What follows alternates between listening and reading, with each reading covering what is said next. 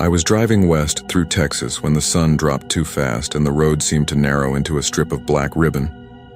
I had been on I-20 for hours, the kind of drive that leaves your bones buzzing and your brain drifting in and out of half-sleep, but I wasn't about to stop at one of the big towns along the way. My plan was simple: get as far as I could before I pulled into a motel. But somewhere past Weatherford, the gas gauge dipped lower than I expected, and I got off the interstate near Thurber, the old mining town that people in Dallas used to visit on school field trips when they were kids. It was supposed to be a museum now, a collection of half-preserved buildings and old chimneys sticking up from the earth like broken teeth. But when I rolled off the exit, the road was empty. The first thing I noticed was how quiet it was. Not rural quiet, but dead quiet. No crickets, no hum of insects, not even the steady sweep of trucks on the highway behind me. It was as if the sound had been vacuumed out of the air. I drove slowly down the narrow road that cut through what was left of town. A couple of clapboard buildings leaned into themselves. A row of shacks, miners' quarters I guessed, sat half-collapsed in the dirt. My headlights picked up weeds pushing through rotten steps and warped boards. The place looked long forgotten. That's when I saw it. About halfway down the row of shacks, a weak light flickered in a window. It was faint, the kind of glow an oil lamp gives when it's down to its last inch of wick, and it swayed like it was being moved around by someone inside. My first thought was squatters. Maybe someone had set up camp in there, a drifter or a junkie looking for a place out of the weather. My second thought was less rational but stronger. I was being invited in. I cut the engine and the darkness folded in so hard it felt like a weight on my chest. I stepped out into the air, which smelled of creosote and coal ash like a fire that had burned out years ago but still left its ghost behind. Gravel crunched under my boots as I walked closer. The light in the shack fluttered, dimmed, then steadied again. The shack door was hanging loose on its hinges. I nudged it with my shoulder and it swung open with a screech that felt too loud in the silence. Inside, the room was stripped bare, just a wooden cot with no mattress, a rusted bucket in the corner, and walls covered in old nails. The glow was coming from a bare bulb hanging from the ceiling, swaying slightly though there was no breeze. I froze. The bulb was lit. Not plugged into anything, just a cord dangling from the ceiling, cut off jaggedly a foot above the socket. No line running to the wall, no generator humming outside. The glass of the bulb was cloudy with dust and age, but inside it burned with a pulsing orange light, not steady like a normal filament, but alive somehow, like the beating of a heart. I wanted to leave then. Every nerve in me was telling me to back out and get in the car and not look back, but something in that light held me. It wasn't just light, it was warmth, a pull that drew me deeper into the room until I was standing directly beneath it, staring up. The cord twisted slowly, and the bulb gave off a low hum, almost too low to hear, the kind of sound you feel in your teeth more than your ears. I don't know how long I stood there, but at some point the walls began to change. Shadows crawled across them like smoke, and in the shifting dark I saw faces, dozens of them. Men's faces blackened with coal dust, eyes wide and white, mouths open as if calling out. Their features stretched and collapsed as the bulb pulsed brighter. The room filled with the stench of sweat, dirt, and sulfur so strong I gagged. The faces began to whisper. Not out loud, but inside me, crawling into my skull like 1,000 moth wings. They whispered about tunnels and collapses, about fire licking the walls underground, about being buried alive with the weight of Texas clay crushing your ribs until your lungs collapsed. They spoke in voices that weren't voices, words without sound, but I understood them perfectly. One face pushed closer than the rest, a man with a torn cheek and a miner's helmet that had melted down into his scalp. His eyes bored into mine, and I knew he was not asking but demanding. "Stay," the word came, though I didn't hear it. "You've come far enough, stay." I stumbled back, tripping over the cot, and the bulb flared like it was about to burst. For a second, the whole shack was filled with light so bright I couldn't see, and in that moment I felt hands all over me, rough, calloused, dozens of them grabbing my arms, pulling at my jacket, clawing at my skin with a desperation that wasn't violent so much as hungry. I ripped free and ran. The shack door slammed shut behind me, though I hadn't touched it. My boots hit the gravel and I sprinted back to my car, not daring to look back even though I could feel the light burning through the window at my back like an eye. I jammed the keys into the ignition and the engine caught, tires spitting rocks as I tore down the road and back toward the highway. In my rearview mirror, the row of shacks fell away into the dark. but one window still glowed. That impossible orange light followed me until the curve in the road hid it from sight, and even then I swear it was still burning inside my skull. I didn't stop driving until I hit Abilene, and even then I sat in the motel parking lot for an hour, gripping the wheel, waiting for that hum to fade from my teeth. It never did. It's been weeks since that night, but I can't shake it. Every time I flip a switch in my apartment, I feel the hairs on my arms rise, waiting for that same orange pulse. And sometimes when I wake in the middle of the night, the lamp on my bedside table glows faintly, though it's not plugged in at all. I haven't slept under a light since. I'm afraid if I let myself drift off with one burning, I'll open my eyes in the dark and find myself back in that shack in Thurber, staring up at that bulb that beats like a heart, powered by something older than electricity, something that still wants me to stay.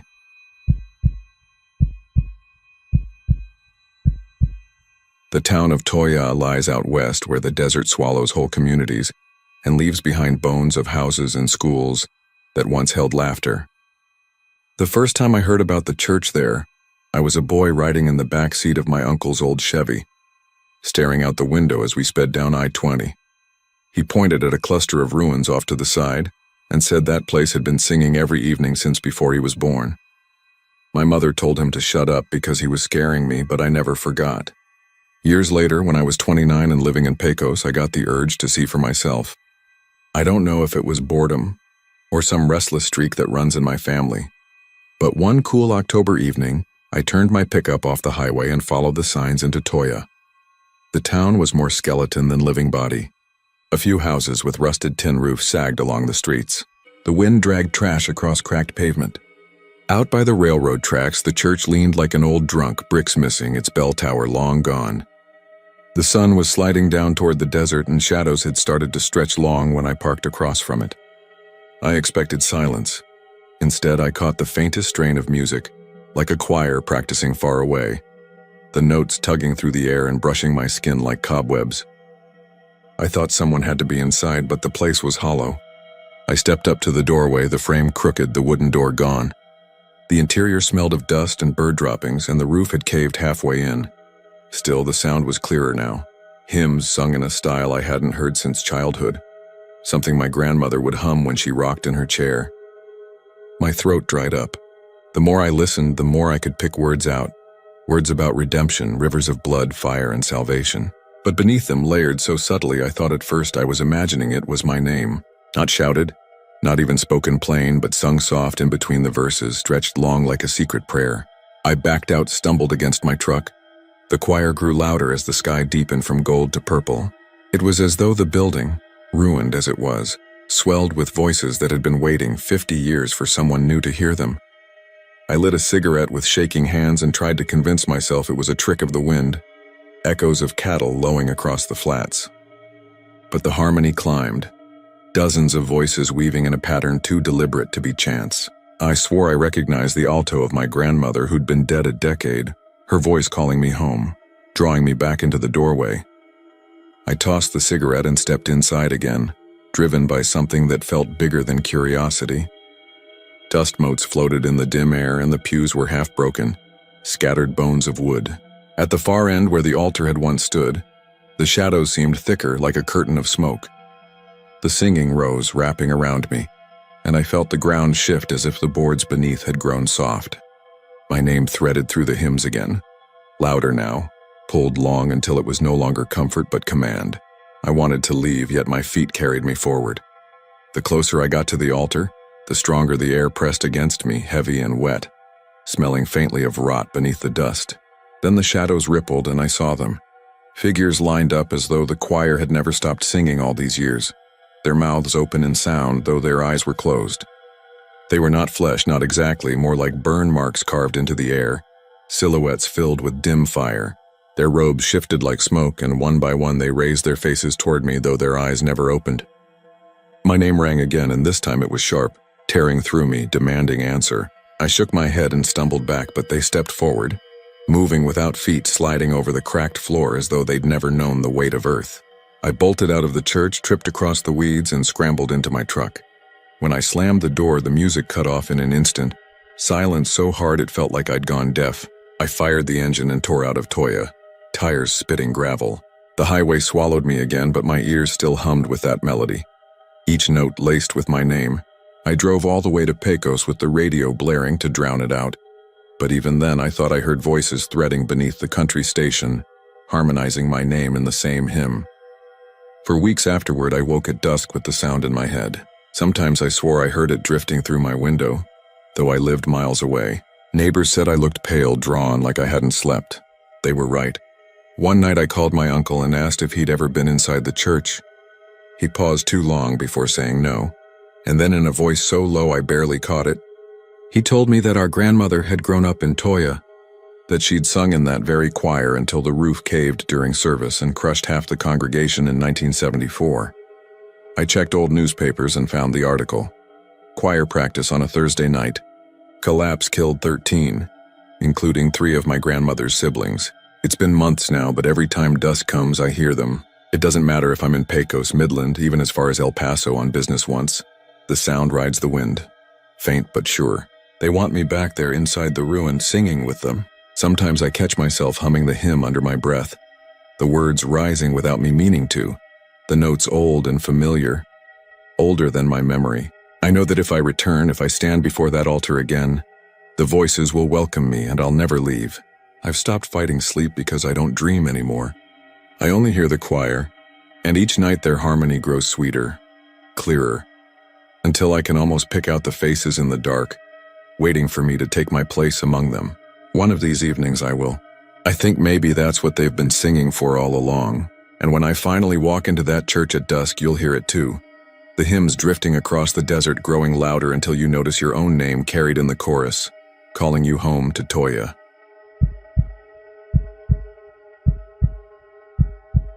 Barstow, Texas wasn't even on the map most folks carried in their glove boxes. Just a name hanging on the rusted green highway sign. Exit half buried under dust. It was late July when we hit it.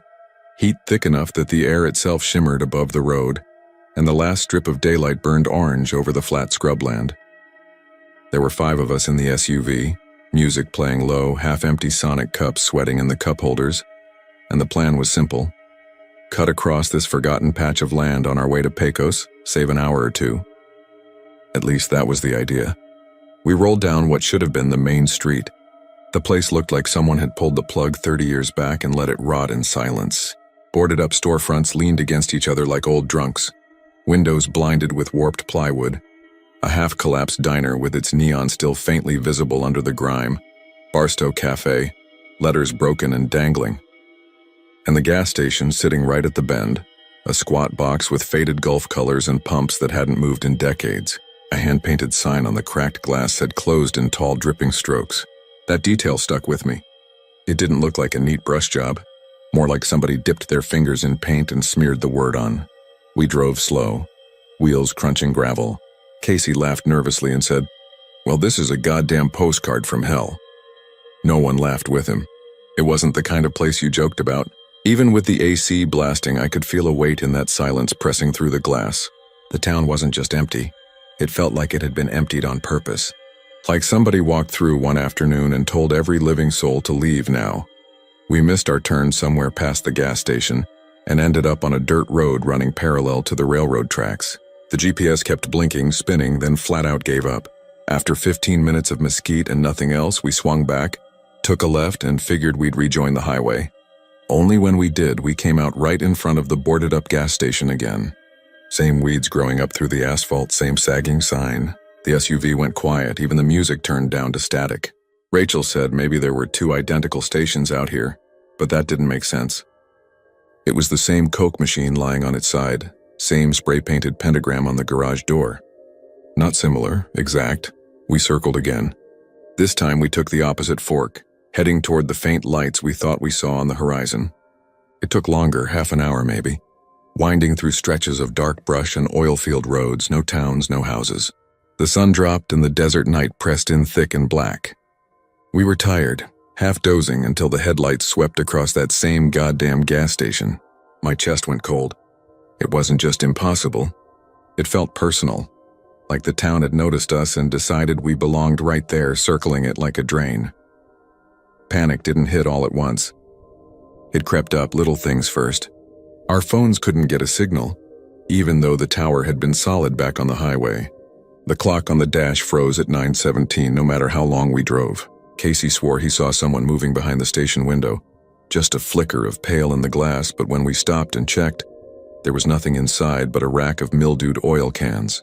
The place stank of dust and rot, and that closed sign, it was wet. Glossy, dripping as if someone had just painted it fresh. I touched it and came back with my fingertips sticky red. Not paint, something thicker, darker. We argued about sleeping in the car until morning, but the air inside felt poisoned with each loop. So we drove again and again, always back to the station. By the third turn, Rachel was crying, whispering that she saw figures out past the mesquite, shapes pacing us, keeping just out of the headlights. By the fifth turn, the SUV's gas gauge hadn't moved. Full tank, same as before. Like the car itself was caught in the loop with us. That should have been a relief, but it felt like another trap, like nothing would change ever again.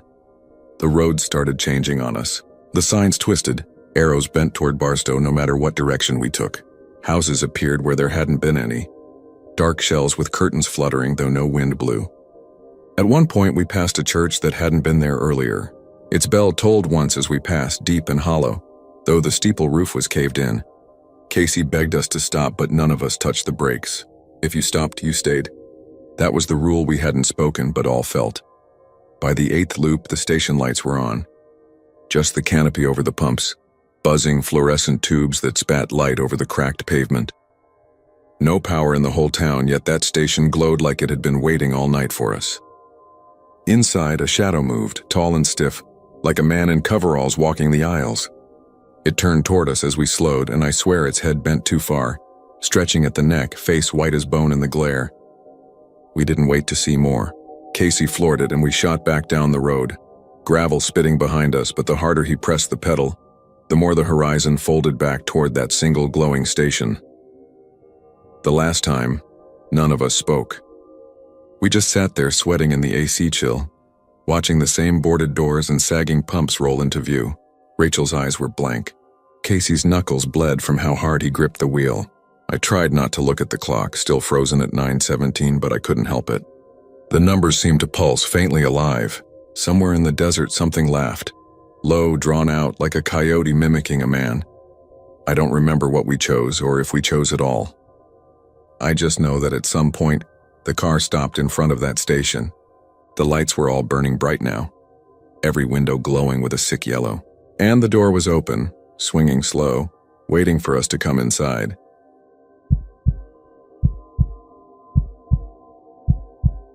The schoolhouse in Belle Plaine is the kind of place you notice out of the corner of your eye when you're driving through back roads that no longer serve a purpose.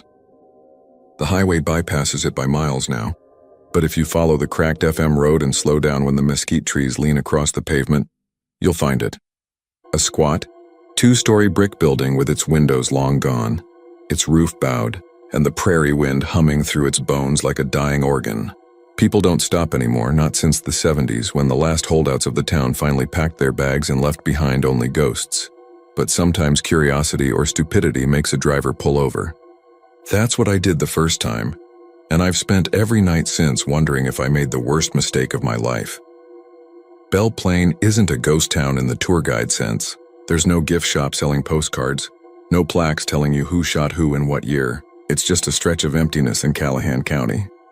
A place where cedar and oak try to strangle what's left of broken porches and rusted tractors. Folks in Baird and Cisco used to talk about Belle Plaine like a warning, the kind of story you tell kids when they ask why the world isn't fair. Once a bustling town, they'd say.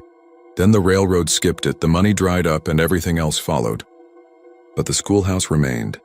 Even after the church roof caved in and the general store became a nesting ground for owls, the school stood there, hollow and patient. Nobody knows why it hasn't fallen. Some say it's because the brick was laid by convicts, men who died under the sun hauling stone from quarries and cursed the place with their last breath. Others say it's because something inside won't let it go. I had heard about the desks long before I stepped through the door. Old stories half muttered in bars about names carved into the wood that weren't supposed to be there. A farmer once swore he'd seen his grandfather's name, neat and fresh on a desk in the third-floor classroom, even though the man had been dead 50 years. Teenagers, the kind with more guts than brains, used to sneak in and dare each other to find their own names scratched in among the dead. Sometimes they did. Sometimes they didn't come back to brag about it. When I went in, it was still daylight, a brittle late summer sun bleeding over the prairie. The hallways smelled of dust and rat droppings, the walls lined with yellowed maps that peeled at the edges. My boots echoed too loud on the warped wood, and each step made it feel like I was intruding on something that had been asleep too long. I found the desks in the second room. I checked 20 of them, arranged in neat rows as if the last class had only gone out for recess. Each was carved with initials, crude words, dates stretching back to the 1800s. Some looked faded and shallow, the kind of thing you'd expect after decades. But others were sharp, the wood bright as if the knife had just been pulled away. I crouched at one near the back and ran my fingers over the grooves of a name I didn't recognize.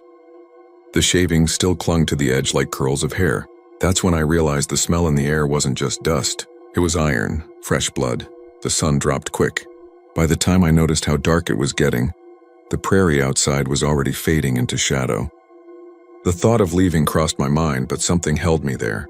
A noise, soft and steady, like the scratch of chalk on a blackboard. It came from the far corner. The blackboard itself was cracked down the middle, the slate gray and lifeless, but words were scrawling across it in jagged strokes, the chalk moving on its own. I couldn't make them out at first. Just crooked lines and broken letters. Then it settled into names. The same names carved into the desks. I backed up and my boot heel hit something solid. Another desk. But the surface was bare. Completely smooth. Until it wasn't, I swear to God I watched it happen. The wood rippled under the faint light of my flashlight, as if something beneath the grain was pushing up. Then lines appeared, shallow at first, then deeper, forming letters, my name. Not the initials I had written on lockers or notebooks as a kid, but my full name, clean and perfect like it had been etched by a surgeon. My throat went dry. The scratching sound grew louder, multiplied like dozens of blades cutting wood at once. Every desk in the room began to shift, to scar itself with names that weren't there seconds ago. I couldn't move. I was trapped in a storm of invisible hands carving the dead back into the world. Then came the whispers. They rose up from the floors, the walls, the very air. Children's voices, hundreds of them, layered and overlapping. Chanting lessons, prayers, songs, but broken. Backwards, twisted until they became nothing but noise. My flashlight flickered. In the corner of my eye, I caught movement. Small shadows darting between desks, too quick to focus on. Laughter echoed high and sharp, followed by the hollow slam of a ruler on wood. I spun, heart hammering, and saw them. At first, they looked like children, sitting obediently at their desks, heads bowed as if waiting for a teacher. But their faces were wrong. Too pale, too stretched, their eyes sunk deep like empty wells. Their hands twitched against the carvings in front of them, nails scratching grooves deeper into the desks. When one of them looked up, I saw my own eyes staring back, wide and terrified, set into a face that wasn't mine. The desk in front of it bore my name, and blood seeped from the letters as though the wood itself was flesh. I bolted. The hallway seemed longer than before, the door further away. Footsteps followed, dozens of them slapping against the boards in perfect unison. I didn't dare turn around. The exit loomed, the night outside no safer but at least open. I burst through the doorway, stumbled into the weeds, and didn't stop running until my lungs burned. When I finally looked back, the schoolhouse was silent, windows black, no movement, no sound. But the wind carried something faint across the prairie, like the giggle of a child who knows a secret. I never went back, but I hear it still.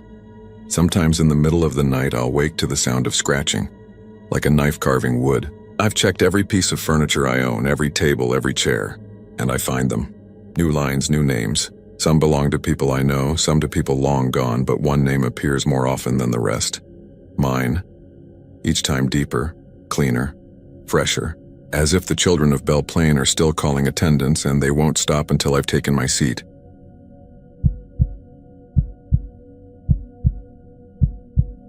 FM 219 cuts through the limestone hills of Hamilton County like an old scar, narrow and cracked, hemmed in by mesquite, cedar, and the occasional leaning fence line. It's the kind of road you only drive if you live out there, or you've made a wrong turn somewhere between Hico and Cranfill's Gap. Indian Gap itself isn't much anymore, just a cluster of weather-worn houses, a shuttered church with its bell rusting silent, and a graveyard tucked back behind barbed wire where the grass grows taller than the stones. At night, the place feels hollow, like the earth itself is holding its breath. The kind of silence you don't notice until you realize how absolute it is. That's where I saw her the first time. It was late April, maybe close to midnight, and I'd been driving back from Stephenville after a job that ran long. The air was warm, the kind that hangs heavy on your skin and keeps cicadas buzzing even after dark. I was half listening to some talk radio, half watching the black ribbon of asphalt spool out in my headlights. Then just past the faded green sign that read Indian Gap Pop 36, my high beams picked her out. A woman standing by the ditch, bonnet tied under her chin, pale as bone under the moonlight. She wasn't waving frantically, just holding her arm out, palm up, like she'd been waiting there a long time. I should have kept driving. God knows I wanted to. But something about the way she stood there, still as a fence post, made me slow down. Her dress was the kind you only see in history books. Long gray calico that brushed the dirt, and her face, at least what I saw of it under the bonnet, looked drained of everything but a strange kind of patience. When I rolled to a stop, she didn't come to the window. She didn't say a word. She just opened the back door and slid in, folding her hands neatly in her lap. The car filled with the faint, oily stink of kerosene. I told myself she was some Mennonite woman, maybe Amish, maybe someone broken down on the side of the road. I asked her where she was headed. Nothing. I asked again, louder. She didn't even blink. Just sat there, her bonnet casting a shadow that swallowed most of her face, though I caught the glint of her eyes in the rear view. Dark eyes steady on mine, unblinking. My skin prickled and I gripped the wheel tighter than I meant to. The longer I drove, the stronger the smell got, like old lantern oil spilled in the back seat. I cracked the window, but it didn't help. The air was thick with it, clinging to my clothes, sinking into the upholstery. I figured I'd take her toward Cranfill's Gap, maybe find a gas station or call the sheriff's office. But mile after mile, she just sat there, silent, watching me through the mirror. The hair on the back of my neck wouldn't lie down. At one point, I thought I heard her whisper. Just the faintest breath, too low to make out, but it sent a chill through me all the same. I kept my eyes forward, hands locked on the wheel, heart hammering. My headlights carved tunnels through the cedar thickets, and every shadow seemed to lean closer. When the first hint of dawn lightened the horizon, I realized I hadn't seen another car for hours. The sky was turning gray over the hills, and in that soft half-light I risked another glance in the mirror. The seat was empty. No sound of the door opening, no shift in the weight of the car. Just gone. The smell, though, that stayed. Stronger, if anything, clinging like smoke after a fire. I pulled over, stumbling out of the car with my throat burning, and stood there on the shoulder gagging while the sun finally crested over the hills. By the time I could breathe without retching, the smell had thinned, but it never really left the car. I scrubbed the seats with vinegar, baking soda, anything I could think of. Weeks later, the odor would still seep up on warm nights, catching me off guard like a memory. I didn't tell anyone at first. Who was going to believe me? But then I started hearing things. A guy at the feed store mentioned his cousin swore he picked up a woman out near Indian Gap one night, only to find his back seat empty before morning. A trucker passing through told about a ghost bride that stank of lamp oil. One old-timer at the diner leaned close and whispered that there'd been a house fire out there in the 1920s, back when Indian Gap had more than a few dozen folks. Whole family trapped inside, lit by a tipped kerosene lantern. Only one body was never pulled from the ashes. A girl, they said, who had run out into the night with her dress aflame and vanished before anyone could help. It might just be talk, the kind of story small towns trade like currency. But I know what I saw, and more than that, what I smelled. Sometimes when I drive FM 219 after dark, I catch a flicker of white at the edge of the headlights like cloth shifting in the mesquite. And I swear, every time the wheel dips into those ruts by the Indian Gap sign, I feel the weight of a passenger settling into the back seat. Quiet, patient, waiting for dawn.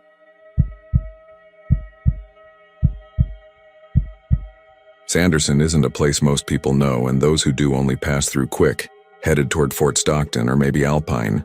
It's just a strip of road cutting through West Texas scrubland, a scattering of weather-beaten houses, a gas station that looks closed even when it isn't, and a school that hasn't seen a full class in years. I ended up there by accident. The kind of accident that comes from taking the wrong turn after too many hours on the highway.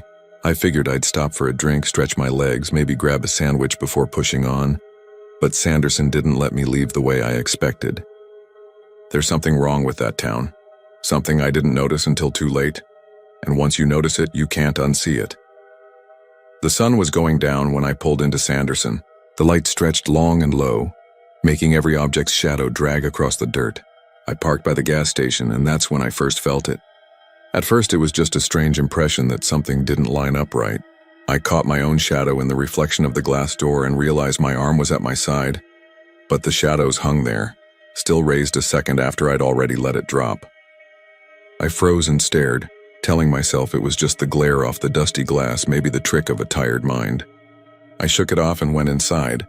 The clerk looked like he hadn't seen another living soul in days. Skinny man, face drawn tight, gray hair standing up in tufts. He barely said a word while I grabbed a bottle of water and a bag of chips. He wouldn't even look me in the eyes, just kept his gaze low, almost afraid of something. When I left, he muttered something I didn't quite catch. Something about not staying too long once the sun dipped. I thought he was just a lonely guy who'd gone strange from the silence of a dying town. Back outside, the air was cooling fast, the desert evening slipping in. That's when I saw it again, clearer this time.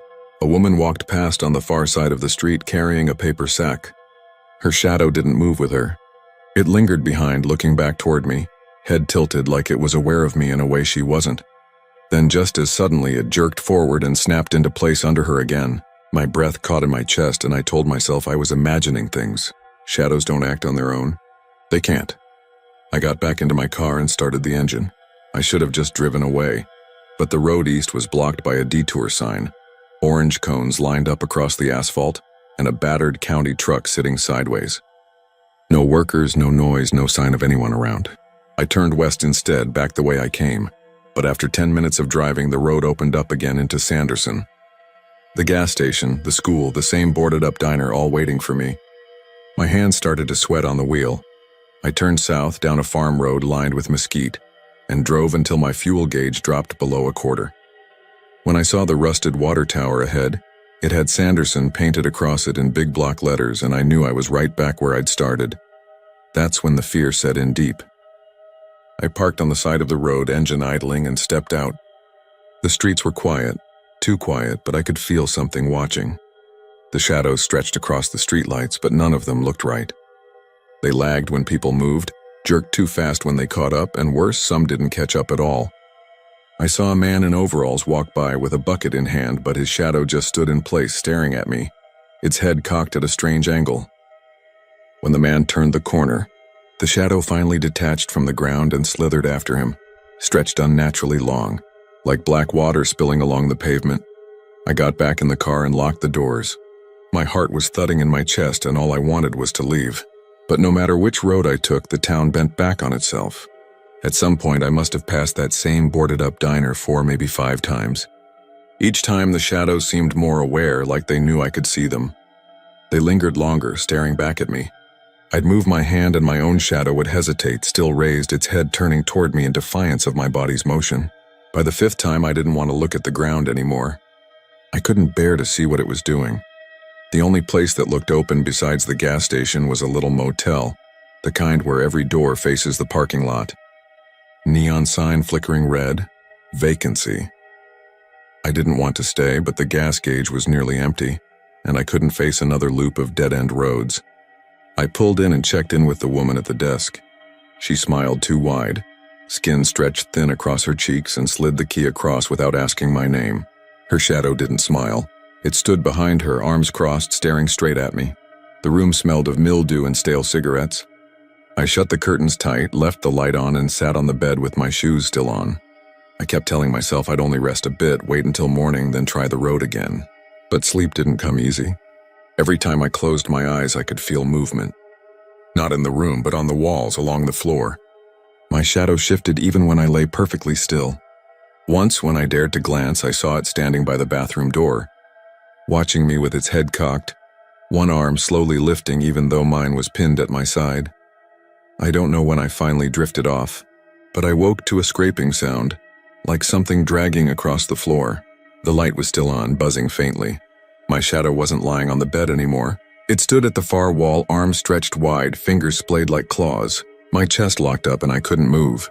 I swear I saw its head tilt back and its mouth open in a scream I couldn't hear. Then it snapped back down into place beneath me, leaving me gasping for breath. At dawn, I packed up and left the room, my hands trembling so bad I could hardly fit the key into the slot. The roads were clear in the daylight. No detours, no loops. I got out of Sanderson fast as I could and didn't stop driving until I hit Del Rio. The morning sun felt safer, but I couldn't shake the feeling that something was still wrong.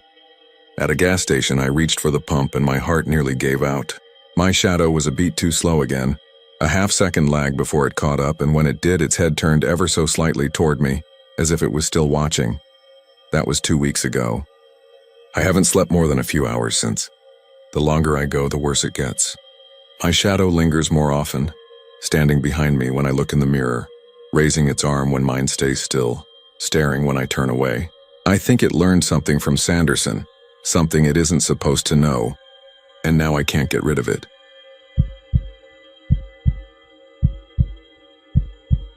I was born in Katerina, or at least that's what my birth certificate says. By the time I was old enough to remember anything, the schoolhouse that once stood at the edge of town was already a heap of crumbled stone and warped wood, its bell tower lying in ruin beside it. Folks told me the tower came down in a storm before I was born. They'd shake their heads when they said it, like they wanted to add something more but thought better of it. Katerina is one of those places that feels smaller every year, where the land stretches forever but the people seem to shrink into themselves. It sits on a lonely strip of Highway 83 between Carrizo Springs and Laredo, surrounded by mesquite brush and oil-field roads, the kind of place you could pass through without even knowing you had. But if you happen to stay the night, you'll hear about the bell. Every child in Katerina grows up hearing the same warning. If you hear the cracked school bell at midnight, you won't live to see the morning sun. I first heard it from my abuela, who swore on her rosary that it was true. She said she lost a cousin to it back in 1961, a boy named Mateo who walked home from a dance one summer night and told his mama he'd heard the bell ring 3 times. The next morning they found him laid out by the cattle guard, eyes open, chest still. The doctor said heart failure, but the old women in town said it was the bell. Every family had a story like that.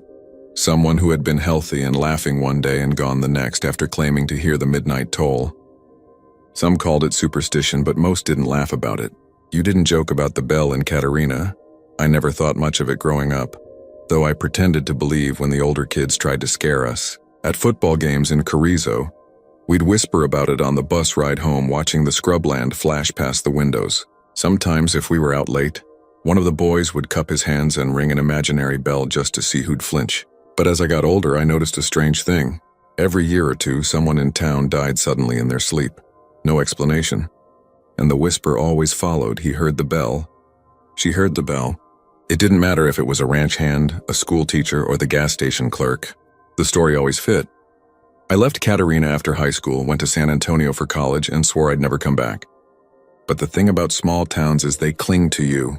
When my father passed, I found myself driving back down 83 to help my mother with the house. That was the summer I turned 35, and that was the summer I finally heard the bell. It happened late in July. The nights were thick and hot, the air buzzing with cicadas.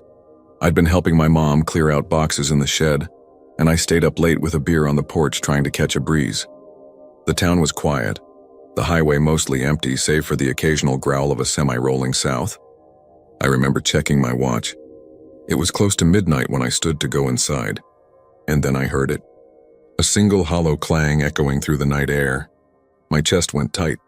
It didn't sound like any church bell I'd ever heard. It was cracked, uneven, like metal striking against stone. The sound carried across the mesquite brush and through the empty streets, though there was no tower left to ring it. I froze on the porch, my beer bottle sweating in my hand, and waited. The silence afterward felt heavier than the sound itself. Then, almost a full minute later, it came again. A second toll. I didn't wait for a third. I went inside and locked the door, heart pounding like I was a boy again. I didn't sleep that night. My mother snored softly in her room, but I sat up on the couch staring at the darkened windows waiting for something. At sunrise, when I was still alive, I convinced myself I'd imagined it.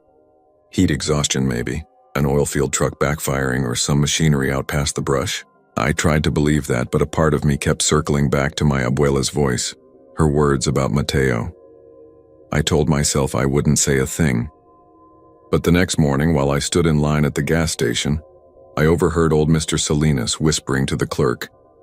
He said he'd heard the bell at midnight too, I wanted to ask him, but he caught my eye and shut his mouth like the words had burned him. 3 days later, Mr. Salinas was dead. They said he slipped in his kitchen and hit his head on the counter. People muttered otherwise. They said the bell had claimed another. When I heard the news, I felt cold down to my bones. Because if he had heard it, and I had too, what did that mean for me? I tried to ignore it, but it became an obsession. I started asking quiet questions around town. Folks didn't like it. One night at the cantina, I brought it up to a man I'd known since school. He shook his head and said, "You don't talk about it. You just pray you don't hear it." But after a few drinks, he told me his uncle had once gone out to the ruins with a tape recorder, trying to prove it was just wind through the mesquite. They found the recorder the next morning still running, nothing but static. His uncle never came home. I didn't believe him, not really. But I also couldn't shake the itch that if I was marked, if the bell had chosen me, maybe I needed to face it.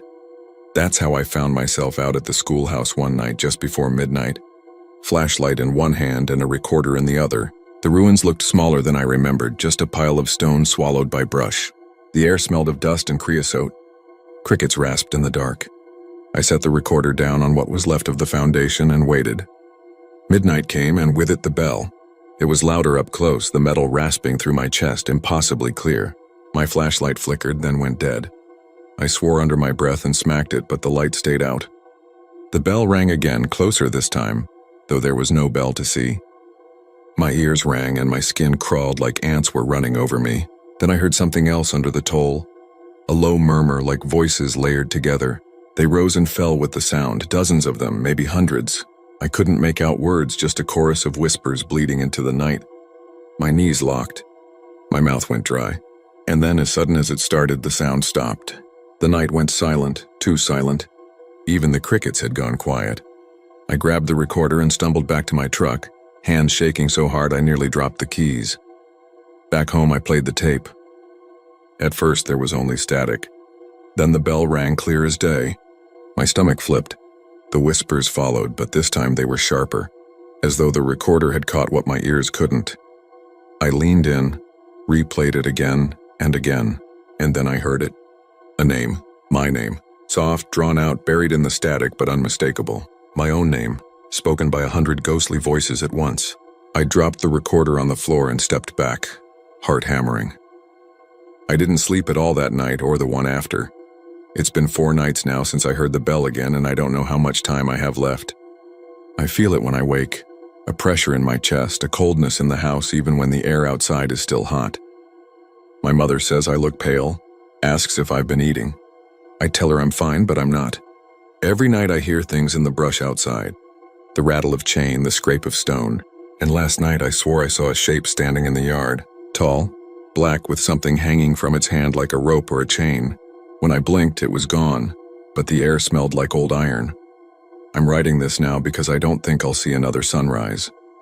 My chest feels tight and the night is already pressing in. It's almost midnight and I know what's coming. The bell will ring, and this time I won't make it to morning. I can already hear the faint echo carrying across the brush. It's calling my name again, louder now, insistent.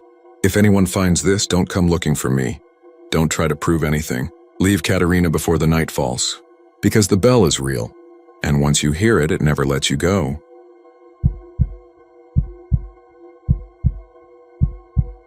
On the long stretches of Route 66 that cut through the broken town of Glen Rio, you can still see the bones of what used to be there. The gas pumps rusting by a boarded diner, the abandoned motel where the neon letters are cracked and dangling, and the old post office with its roof caved in. It looks dead, but truckers will tell you the road still carries something. They'll tell you about the white dog, not a normal stray, not some mutt digging through trash, but a pale, ghostly thing that pads silently along the highway at night, keeping pace with the rigs. Sometimes it shows up in the mirrors, sometimes just on the edge of the high beams, head low, eyes glowing in a way that doesn't catch like a regular dog's. And if you're foolish enough to pull over and offer it food, that's when the stories take a darker turn. More than one driver has gone missing after seeing it, only to be found days later in a ditch, their bones gnawed to the marrow. I never believed in campfire tales. I'd been hauling freight across Texas and New Mexico for almost 2 decades, and I'd heard every story you could imagine. Phantom hitchhikers, ghostly headlights, cries in the desert. They made for good conversation at truck stops, but never amounted to more than late-night nerves. That changed last summer when I had a run that took me through Glen Rio after midnight. My dispatcher had pushed me hard, told me to shave off hours by skipping rest breaks. By the time I rolled across the flatlands, the sky was black and heavy with low clouds, not a star in sight. I had the CB off, radio low, and nothing but the hum of the tires and the whistle of the wind through the cab. I first noticed it about 15 miles past Adrian. The dog was there, white as snow in my headlights, loping alongside the road like it had been waiting for me. I gripped the wheel tighter. At first I figured it belonged to someone, maybe wandered off from a ranch. But Glen Rio was coming up, and anyone who knew that stretch knew there wasn't much of anything left alive there. The thing about it, though, was the way it moved. Not tired, not straining, just steady. It matched my speed even when I was pushing 60. Every time I slowed a little, it slowed too. When I sped up, it bounded forward with an easy lope, tongue never hanging, chest never heaving. I tried to ignore it, kept my eyes on the faded stripe down the middle of the asphalt, but I couldn't help glancing back. Its head was always turned toward me, like it was waiting for me to acknowledge it. I remember feeling my chest tighten, like I was already in some kind of silent agreement with it. I rolled on like that for another 5 miles until I made the mistake of hitting the brakes. Not slamming them, not even a full stop, just enough to bring me down around 30. And damned if the dog didn't veer in toward the shoulder and wait, trotting along like it knew what I wanted. I don't know what possessed me to do it. I hadn't eaten since Tucumcari, and there was a sandwich still wrapped in foil sitting on the passenger seat. Without thinking, I rolled down the window and tossed it out. The dog stopped, sniffed, and then it looked up at me with those strange eyes. Not yellow, not green, but something pale and dead-looking. It didn't eat. It just stared. And then I got the sense, I swear this is true, that it smiled. Not the way dogs pant with their tongues out, but a curling of lips showing teeth that were too long, too sharp. I floored the accelerator right then, and when I glanced back, the road behind me was empty. For a while I thought I'd outrun it. The highway was dead quiet, the kind of silence you only get in the desert at night when there isn't even a breeze. My nerves began to settle, but it was short-lived. 20 miles later, the smell hit me. It seeped through the vents strong enough to make me gag, a coppery, rancid stench like meat left in the sun. I checked the mirrors and saw nothing, but the stench stayed with me. It grew thicker until it seemed to coat the back of my throat. I rolled the windows down to clear it, but the air outside was worse. That was when the scratching began. At first it sounded faint, like claws on the trailer walls. I told myself it was the wind or loose debris, but the sound traveled. It moved from the trailer to the cab, scraping along the metal like something climbing. I felt the whole rig shudder when the weight landed on the roof. My heart was pounding so hard I could hear the blood in my ears. I wanted to stop, pull over, but the memory of those bones gnawed clean kept me moving. Whatever was up there paced across the roof until it reached the top of the windshield. Then just for a second I saw its head dip into view, the white dog, staring down at me upside down, its lips peeled back, teeth gleaming in the passing glow of the dash lights. I swerved hard, almost lost the rig into a ditch, and when I straightened out, it was gone again. The silence returned. I drove straight through until daylight, didn't stop until Amarillo, and even then I couldn't bring myself to close my eyes at the truck stop. My hands were still trembling when I signed the delivery papers. I never told anyone the full story, not until months later when I heard a driver out of Dallas went missing on the same run. They found his truck idling outside Glen Rio, door wide open, cab empty. A few days after, they found what was left of him. The cops wouldn't release details, but another driver who knew someone on the county search team swore his bones had been picked clean. I stopped running loads through there after that. I've been on the road long enough to know there are things you can laugh off and things you don't tempt. Every now and then I'll hear chatter about another sighting, another trucker thinking he can outdrive a story.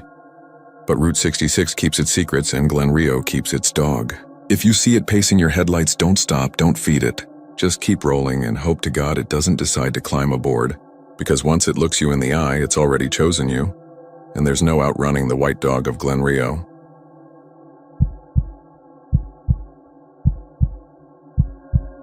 Orla sits out in the middle of nowhere, a town that feels less like a place to live and more like a point on the map people pass through on the way to somewhere else. It's all flat desert and low buildings, a scattering of trailers and half-collapsed barns leaning into the dust storms that whip across the plains.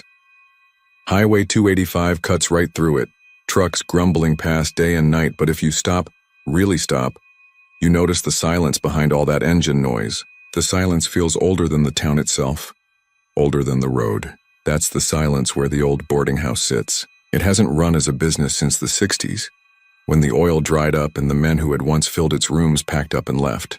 The paint has long since flaked off the siding, and the front steps are warped from decades of wind and heat. But the place doesn't crumble the way most abandoned buildings do out here. The windows are intact. The roof is whole, and if you get close enough, you'll see a faint glow coming through the curtains, as though someone left a lamp burning in a room upstairs. People say the hotel is waiting. I stopped in Orla because I didn't want to drive at night anymore. I'd been on the road from Odessa, heading toward Carlsbad, and the long haul through nothing was already wearing me thin. It was late summer, still 90 after the sun dipped, and I was feeling that road fatigue where your eyes start to play tricks on you. I pulled off when I saw the weathered sign that simply said rooms, with an arrow pointing down a gravel lane. I figured it was some leftover relic, but I thought maybe there'd be a working motel tucked away. Instead, I found the boarding house, a 2-story building with a porch running along the front, the kind of place that must have looked respectable once. Now the boards creaked under my boots and dust clung to the screen door when I opened it. But the strangest thing was the smell. Not musty, not rotten, soap. Lemon soap, faint but fresh, like the place had been cleaned just that morning. Inside, the lobby was simple. A counter, a few wooden chairs, a lamp with a yellow shade casting a soft light that didn't flicker. The air was cool too, not from an AC unit but from the strange sense of being indoors somewhere alive. And on the counter was a book, a big ledger with a cracked leather cover, the guest book. The pen resting beside it wasn't dusty. It was uncapped with the tip stained dark, as though it had been used recently. I don't know why I flipped it open, maybe just habit, but what I saw made my throat dry out. The names, rows and rows of them written in neat cursive. Each line had a date beside it. Not decades old, not back from when the place was open. No, the dates were recent. Weeks ago, days ago, last night. The name above the empty line was Aaron Brooks, written just a day before. Below the empty line, the next date was already written in. Today's date, but no name filled it yet. I closed the book quickly, heart kicking, but curiosity chewed at me until I opened it again. My fingers brushed the page, and for a second I swore the ink shimmered like it was still wet. I left it, backing away toward the door, but when I turned the knob, it didn't budge. I rattled it, pulled hard, but the door stayed closed as though the wood had fused to the frame. Behind me, the chair legs scraped lightly against the floor, though no one sat in them. The book remained open, the pen waiting. I can't explain what made me pick up the pen. Maybe it was the way the air pressed down on me, heavy and expectant. Maybe it was the silence, swallowing even the sound of my breathing, making me feel like I'd already agreed to something. My hand shook as I scrawled my name, Michael Turner, across the empty line. The second the last letter was finished, the pressure lifted. The doorknob turned easily. The night outside smelled of sage and dust. I should have run then. I should have gotten in my truck and kept driving until dawn. But I didn't, because when I stepped onto the porch, I heard footsteps upstairs, steady, pacing as if someone had just settled in for the night. I told myself it was a squatter or maybe just the house itself shifting. I told myself anything that would make sense. But when I looked back at the second-story window, I saw the curtain move and a shape stood behind it. Tall, still watching, I got into my truck and drove away, the gravel spitting out from under my tires, the glow of the house shrinking in the mirror until it was just another shadow in the desert. I thought that was the end of it. But the next morning, when I stopped at a diner in Pecos, I reached into my glove box for a receipt and found the ledger page tucked neatly inside, the same one I'd signed, ripped clean from the book. My name written there, today's date next to it. The date below had already been written too. Tomorrow's date. Waiting for another name. That night I dreamed of the house. The hallways stretched long and narrow, lined with doors that opened by themselves. In each room was a bed, and on each bed lay someone I thought I knew. Faces from my past, old co-workers, a neighbor I hadn't spoken to in years, even my father who'd been dead a decade. They all stared at the ceiling, mouths slightly open as if waiting for me to say something. In the corner of every room was the same figure, tall, still, watching. When I woke, the taste of lemon soap clung to my tongue. I've tried burning the page, tearing it to pieces, even throwing it out the window while driving 70 down the highway. No matter what I do, it finds its way back. Folded neatly on the passenger seat, resting on the nightstand in a motel, waiting in the pocket of the jeans I hadn't worn in days. Always my name. Always the next date already filled in. And sometimes when I'm stopped at a red light or parked at a gas station, I see other people looking at me strangely, like they recognize me. Once, a trucker in a ball cap muttered my name under his breath as he passed, though I'd never seen him before. I think maybe the book writes itself into other lives. Maybe the hotel doesn't just wait in Orla. Maybe it waits wherever you are once you've signed. The sound of footsteps has followed me for 3 nights now. Slow, steady, matching my own when I move around whatever motel I'm hiding in. I smell lemon soap when the air is still. I don't think I'm going to outrun it. The book has tomorrow's date written already, and I can feel something leaning close whenever I close my eyes, waiting for me to join the rest of them in those rooms upstairs. If you ever find yourself in Orla, and you see the old boarding house with the lamp glowing faint in the window, don't stop. Don't look, and whatever you do, don't open the book.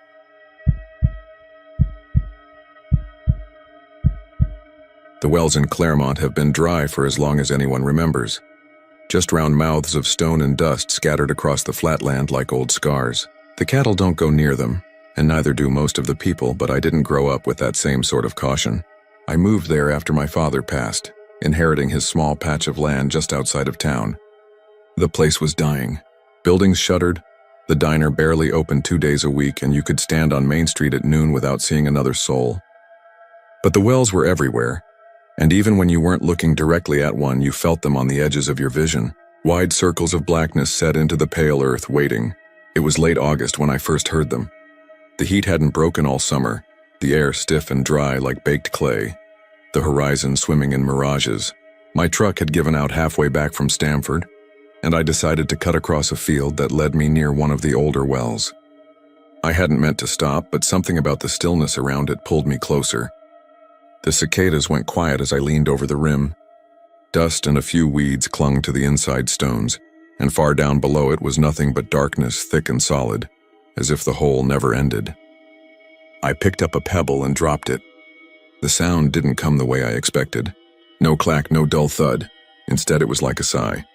A wet murmur rising up, words too faint to catch but carrying a rhythm that sent a chill across my neck. I leaned closer and the whispering sharpened. They weren't random noises. They were voices. They were pleading. Down here. The words were too clear to be mistaken. I jerked back, almost losing my footing, and the sound cut off as if it had never been. The field stretched empty and silent around me, but I felt watched, like the hot sky had eyes. That night I told myself it was just exhaustion, maybe the heat getting to me, but I couldn't stop thinking about it. I kept replaying the way the words had floated up. Not in echoes, but in steady voices, as if someone was standing right at the bottom waiting to be heard. I couldn't leave it alone. The next evening, just before sunset, I went back. I took a flashlight this time, heavy duty, strong enough to cut through darkness. When I pointed it down, the beam went deep but never touched bottom. The voices started again, soft and layered, dozens of them overlapping like a choir of thirst. They spoke in fragments, names, pleas, begging me to follow, to climb down, to give them water. One voice rose clearer than the others, a woman's voice, low and trembling, repeating the same thing over and over. It's cold down here, cold, please, please. The dry heat pressed down on my skin, but the words sent shivers through me. I shouted into the well, asking who was there, but the voices only grew more frantic, like I had opened a floodgate. It sounded like children crying, men groaning, a chorus of hollow throats echoing off stone. I backed away, and the further I went, the fainter it became, until silence took over again. For a few days I stayed away, but the town made sure I couldn't forget. At the gas station, an old rancher told me not to linger near the wells after sundown. He said folks heard things, lost things down there. Tools, livestock, even people who wandered too close. The ground eats, he muttered, and wouldn't meet my eyes. When I asked what he meant, he just shook his head. Later, the librarian let slip that the town was built over aquifers that had long since dried up, but the wells remained like mouths with no stomachs. She said old records mentioned people hearing water that wasn't there, like a curse on the land. I asked her if anyone had ever gone down into one.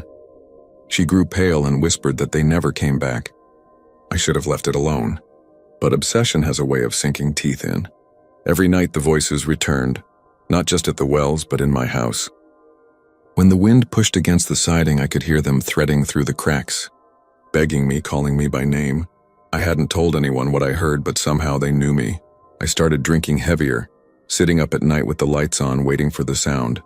Sometimes I swore the floorboards vibrated faintly, like water rushing beneath the house, even though the ground outside was parched and split from drought. One night, near midnight, I gave in. I drove back to the same field, parking with the headlights trained on the circle of stone.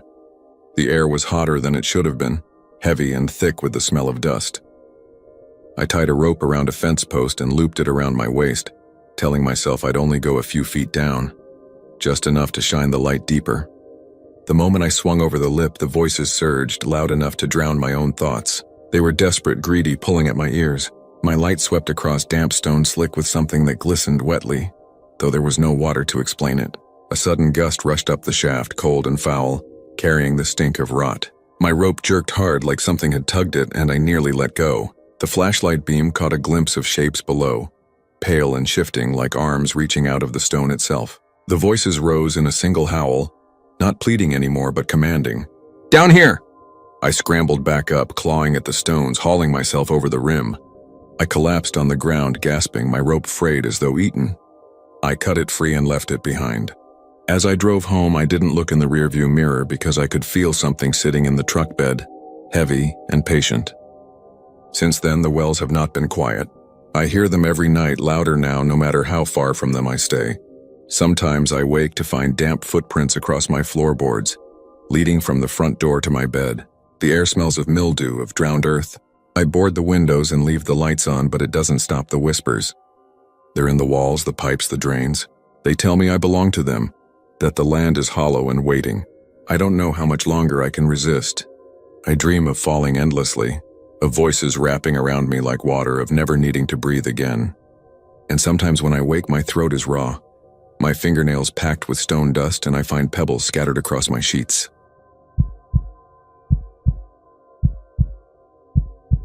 Sherwood. Texas is hardly more than a scatter of ruins these days. Its old courthouse standing like a chipped tooth against the sky.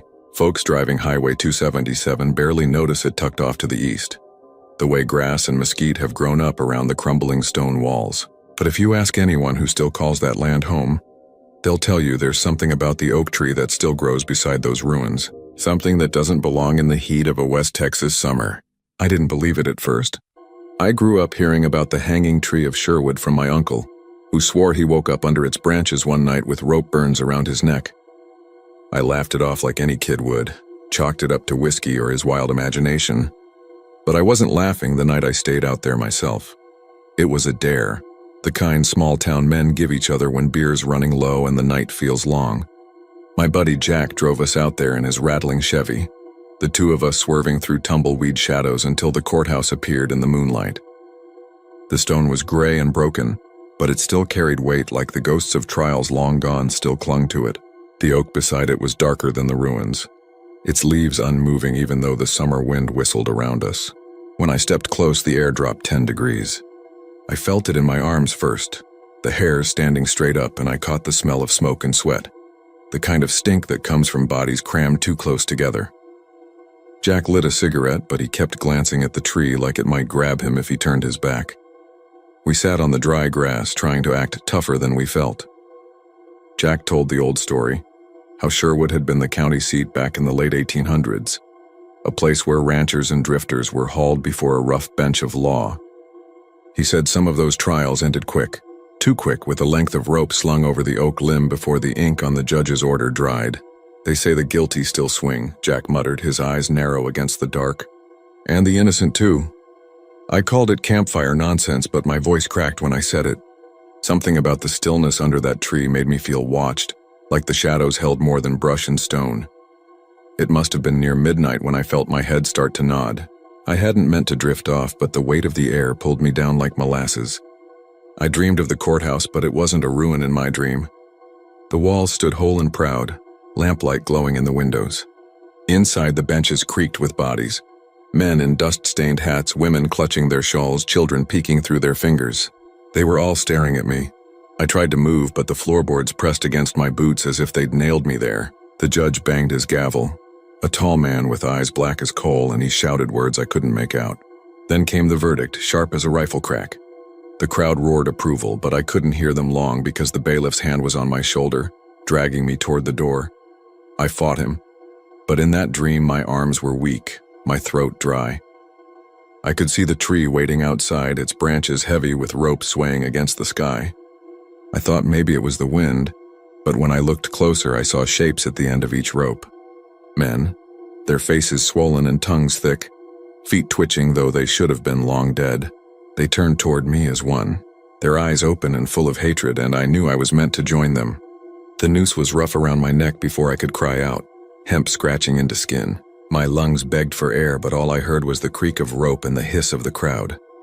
When I jerked awake, I was flat on the ground beneath the oak. My chest was heaving, my mouth tasting of copper. Jack was shaking me, his cigarette stubbed out in the dirt. His face was pale as milk, and when I reached up to wipe sweat from my throat, my hand came back raw.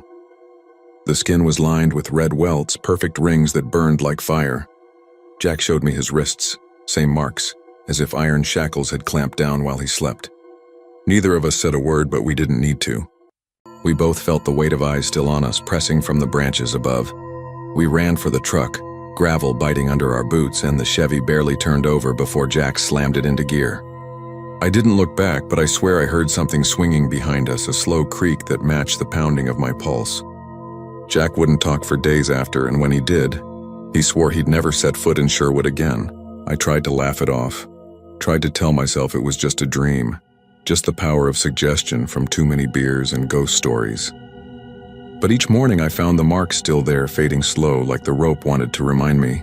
Some nights I still dream of that courthouse, whole again, and I wake choking, gasping for air. Folks say the hanging tree is cursed, that every man who sits beneath it is judged guilty or not.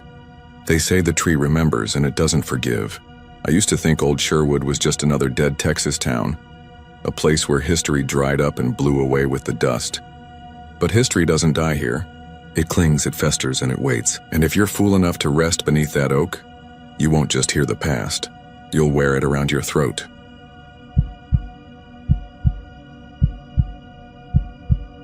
The old rail crossing at Thurber Junction cuts across the prairie like a scar, its splintered boards rattling under the weight of passing trucks, even though no trains are scheduled to run there anymore. The depot itself rotted away years back, nothing but a sagging shed with wasps in the rafters. But folks around town still talk about what comes through at 3 in the morning. They say if you're up late enough with the wind carrying just right, you can hear the whistle long before the light shows. That hollow, lonesome cry of a steam engine nobody's seen in half a century.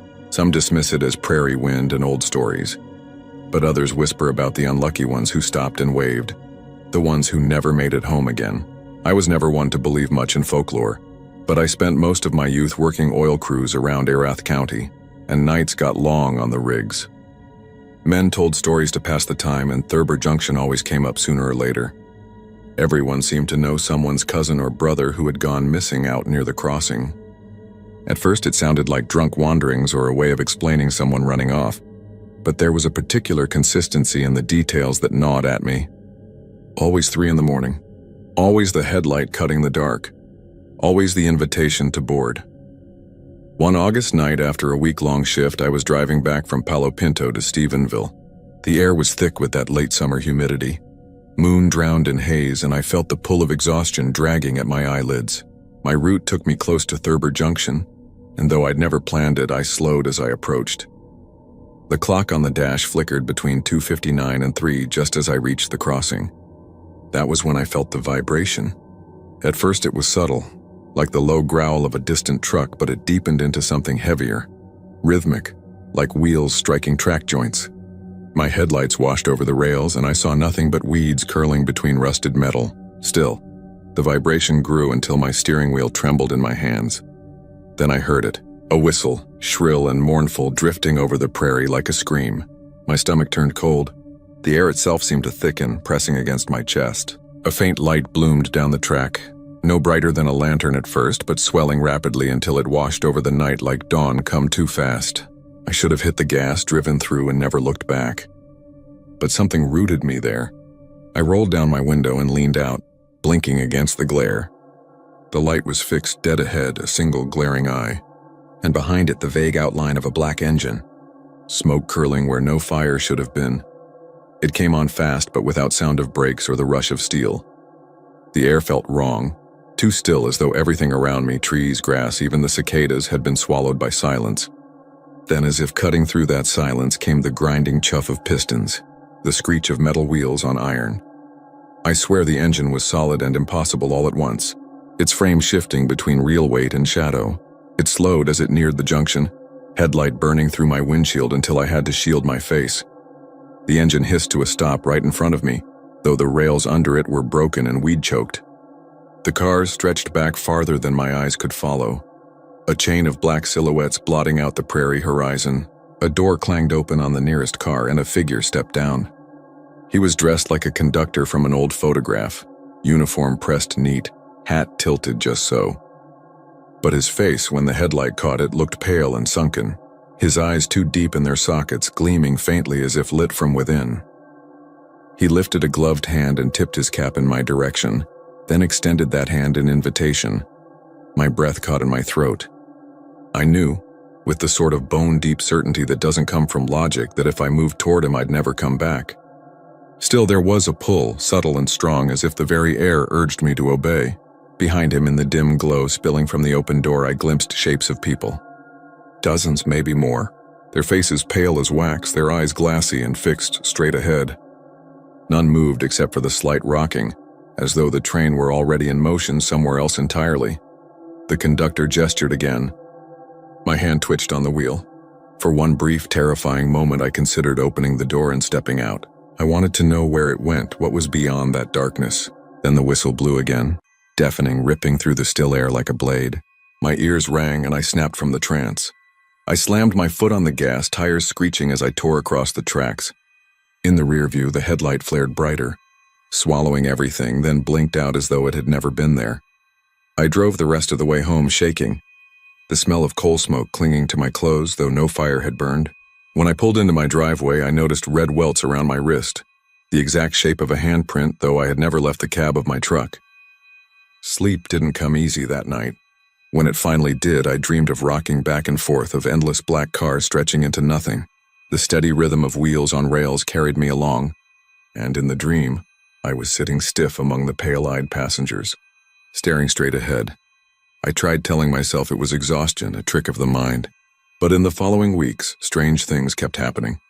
Every night around 3, I woke to the faint sound of a whistle, though I lived miles from the nearest working line. Once I looked out the window and swore I saw a dim glow sweeping across the fields behind my house, moving too smooth and fast to be headlights. My dog, a mutt that never spooked at thunder, whimpered in the corner every time it happened. I stopped driving near Thurber Junction after that, even if it meant taking the long way around. But stories drifted through town. A young couple, broken down near the crossing, gone without a trace. A trucker's rig abandoned in the middle of the road, engine idling, driver never found. People say if you wave when the headlight shows, you'll be offered a ride. They never mention what happens if you don't, but I think I know, because some nights I wake with that handprint burning fresh on my wrist again, red and raw as if gripped by something colder than death. And every time the faintest trace of smoke lingers in the air, and I know that train is still waiting, somewhere just out of sight, its engine churning in the dark, ready to carry me off when I can no longer resist.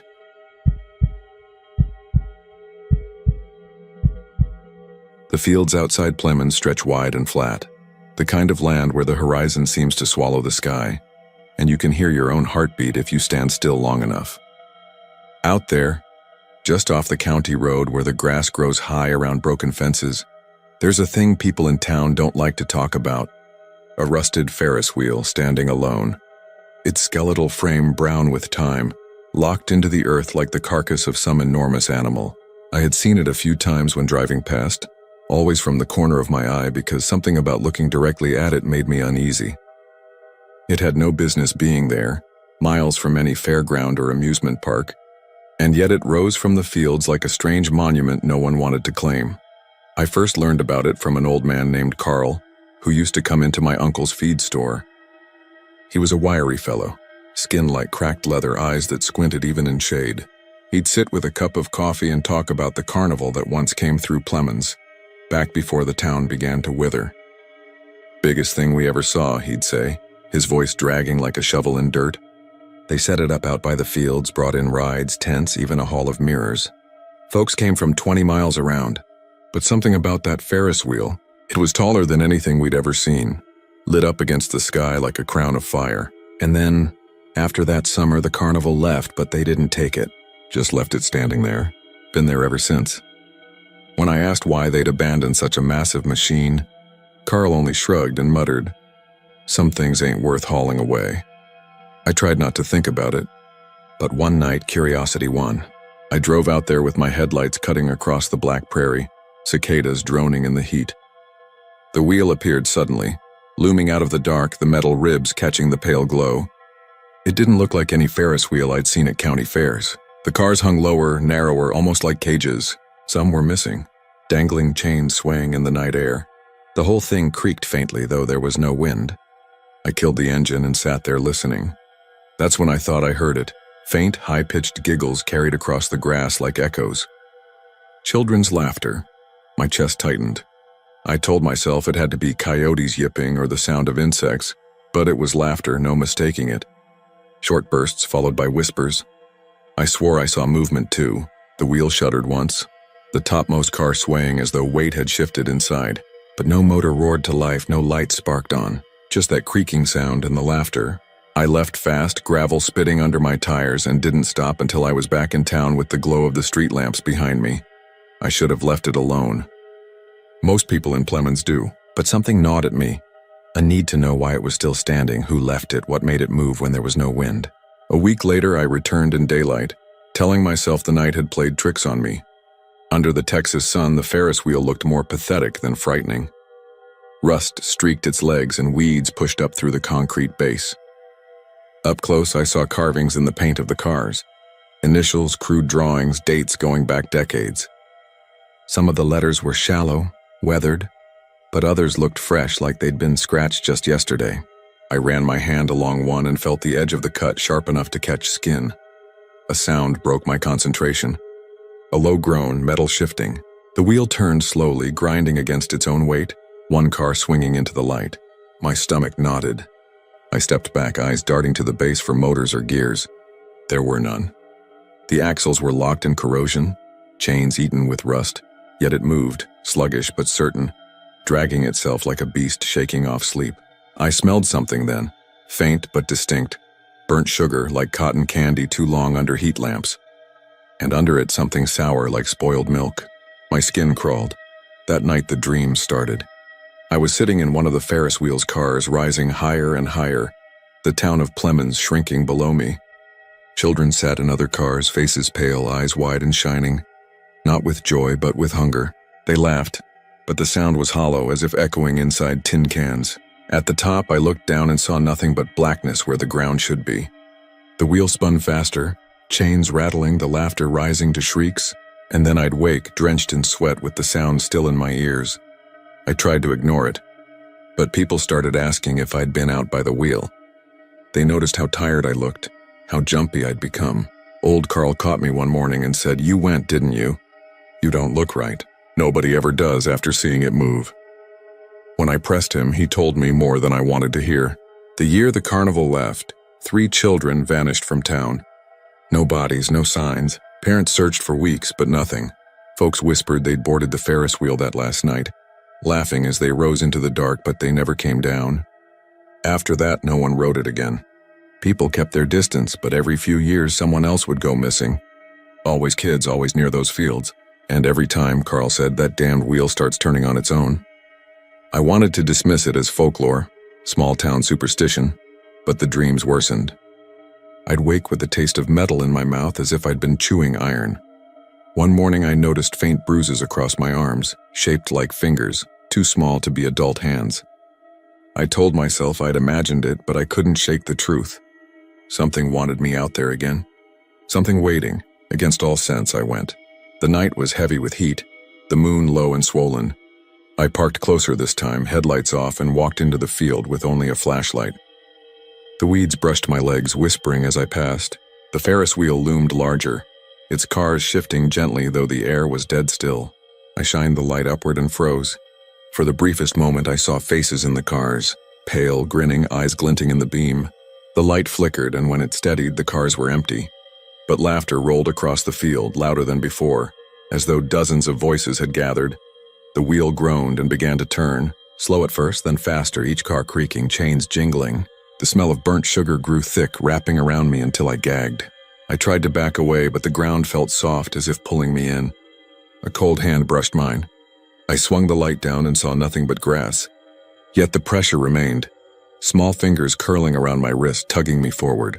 The laughter swelled, no longer playful but sharp, like knives scraping glass. I don't remember climbing in, but suddenly I was seated. The bar closed across my lap. The wheel lifted me, the ground shrinking, the town lights gone, swallowed by black. Children's faces pressed close, peering through the mesh of the car beside mine. Their mouths opened too wide, teeth glinting. The wheel spun faster, rattling like bones in a drum. I screamed, but my voice drowned beneath their laughter. Higher and higher until everything below dissolved into nothing. When I woke, I was sprawled in the field, dawn painting the horizon. The Ferris wheel stood still again, silent, the cars swaying in morning breeze. My clothes stank of sugar and rust. On my wrist were bruises shaped like small fingers. Fresh, deep, undeniable. I left Plemons not long after, packed my things, told no one why. But even now, miles away, I hear it sometimes. In the dead of night, when the wind dies and the world feels too quiet. A faint creak and the sound of children laughing, rolling across fields that aren't there. And I know the wheel is still turning, waiting for its next rider.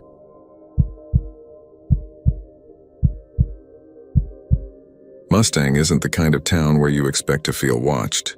It sits out on the plains, a knot of storefronts and low brick buildings that look more tired than menacing.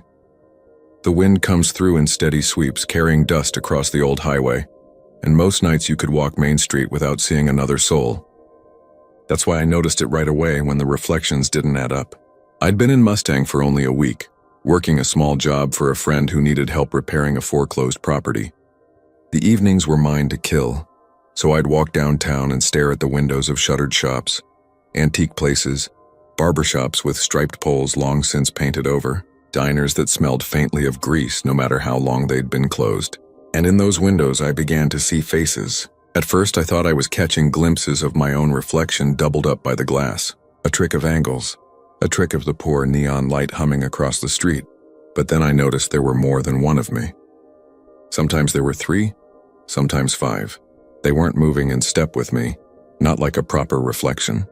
They just stood there, filling up the glass like a crowd pressed against the other side. And the worst part was how still some of them stayed. Even when I shifted, even when I leaned in close.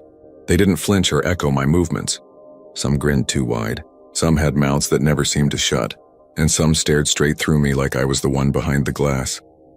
I told myself it was nerves. The house I was staying in was half-gutted, empty walls and exposed wires. Sleeping in a shell like that plays tricks on your head. You wake to the sound of boards settling and convince yourself someone's in the kitchen.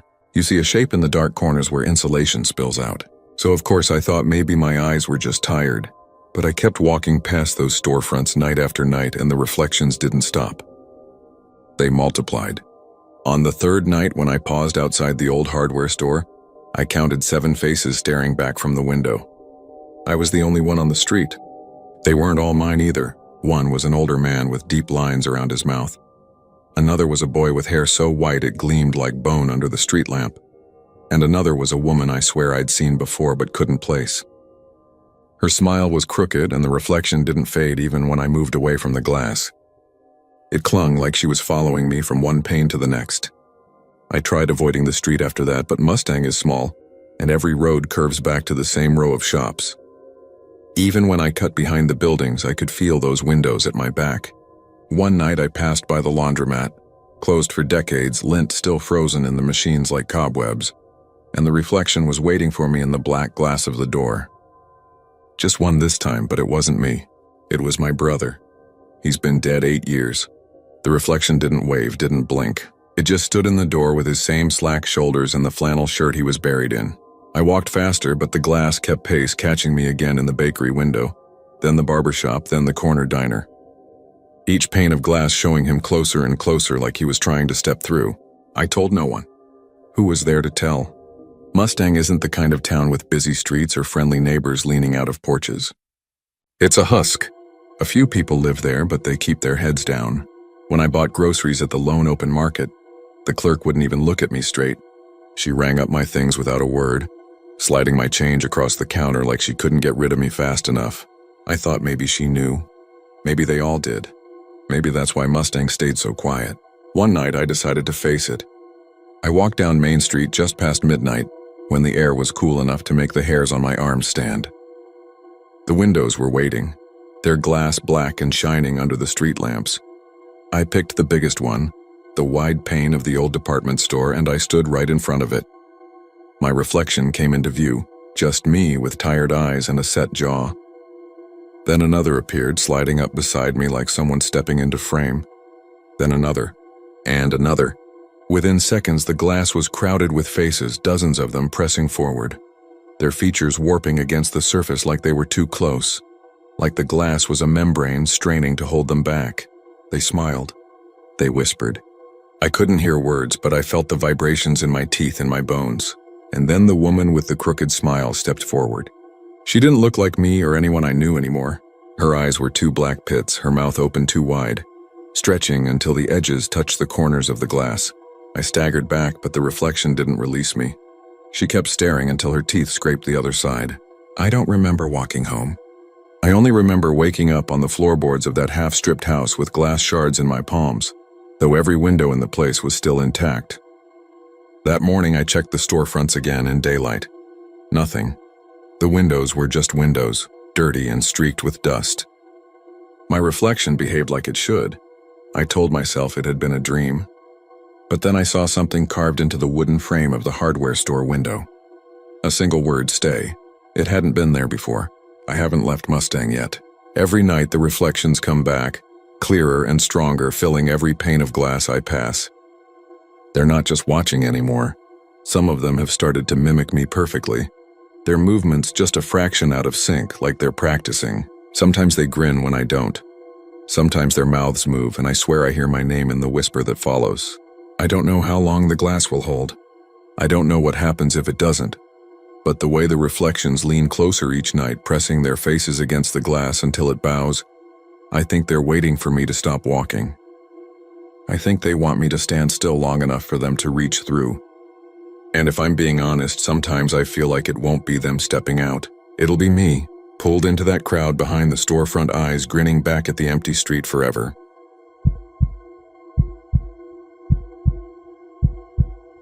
I was driving west toward Rankin when I decided to cut through the back roads that led past what was left of Texan.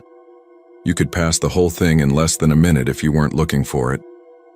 Just a few busted foundations, weeds growing through cracked pavement, the gutted shells of old oil company houses leaning into the wind like broken teeth. They called it a ghost town, but that suggested something quaint, a place with a historical plaque and a gift shop. Texan wasn't quaint. It was half swallowed by mesquite and sand, the kind of place even vultures seemed to circle wide around. I never meant to stop there. It was late October, the kind of night when the desert cools fast, and I had the windows cracked for the first time in months. Somewhere between the ruined ball field and the leaning pump jack, I caught the smell of wood smoke. Not distant, not faint, but sharp and fresh, like I'd rolled down the window next to a burning mesquite log. I slowed the truck and cut the headlights. The air hung still, no wind. No sound but the tick of cooling metal, and the smoke wasn't fading. It drifted heavy, insistent, coming from just ahead. I eased the truck to the shoulder, if you could call it that, and stepped out. My boots scuffed gravel and old tar. The moon was a thin silver cut above the oil tanks. That's when I heard them. Voices, low, sharp, carrying in bursts like arguments do when tempers flare. Men's voices, at least two, maybe more. They came from deeper in the ruins near what used to be the old company campgrounds. I couldn't make out the words, just the rhythm of it. Accusations, someone cutting in, another talking over him. I should have turned around. That much is obvious now. I should have gotten back in the truck and written it off as squatters or kids daring each other. But something about it made me curious. It had been years since anyone claimed Texan was livable. No running water, No reason for anyone to hole up out there, and yet there it was. The sound of a fire crackling, voices snapping at each other, smoke curling into the cold night.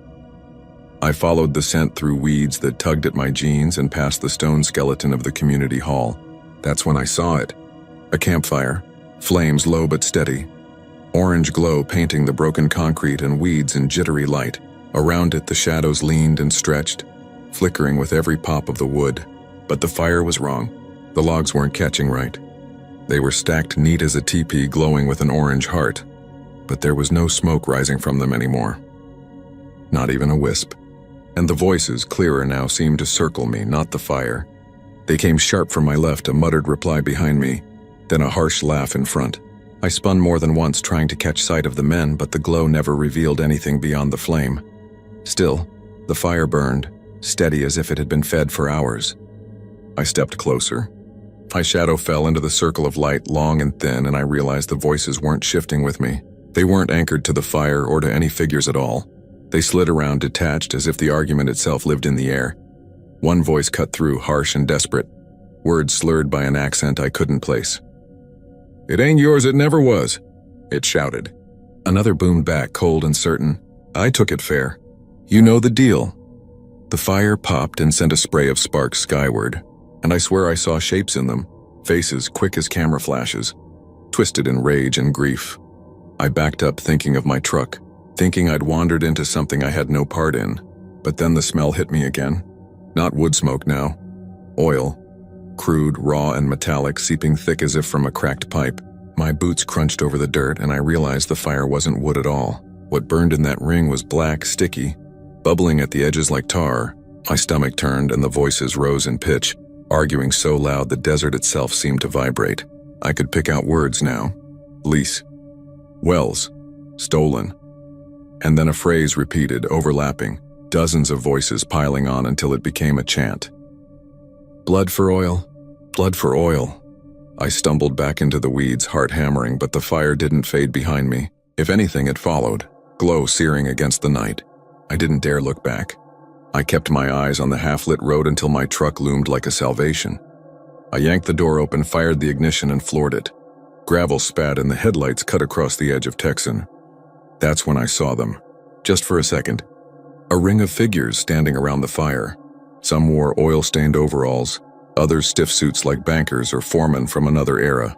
Their faces were pale, mouths still moving in that endless argument, eyes black sockets that reflected the flame. The road out twisted back toward Rankin, and I didn't lift my foot until the glow was swallowed by night. Even then the smell clung to me, smoke and crude, thick in my hair, in my clothes, as if I'd walked through a refinery fire. I pulled over miles later, shaking, and got out to breathe. The air was clear. No smoke, no sound. But when I looked back toward the horizon, the faintest orange pulse still flickered where Texan lay buried in weeds and sand.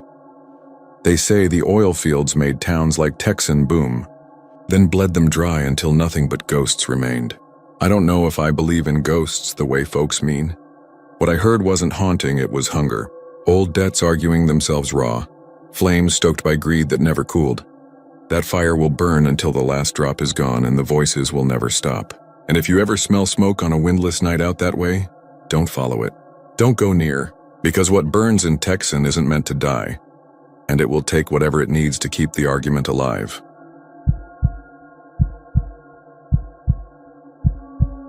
The first time I went out to Medicine Mound was on a blistering July afternoon, when the heat sat on the earth like a weight and the air was so still it made your ears ring.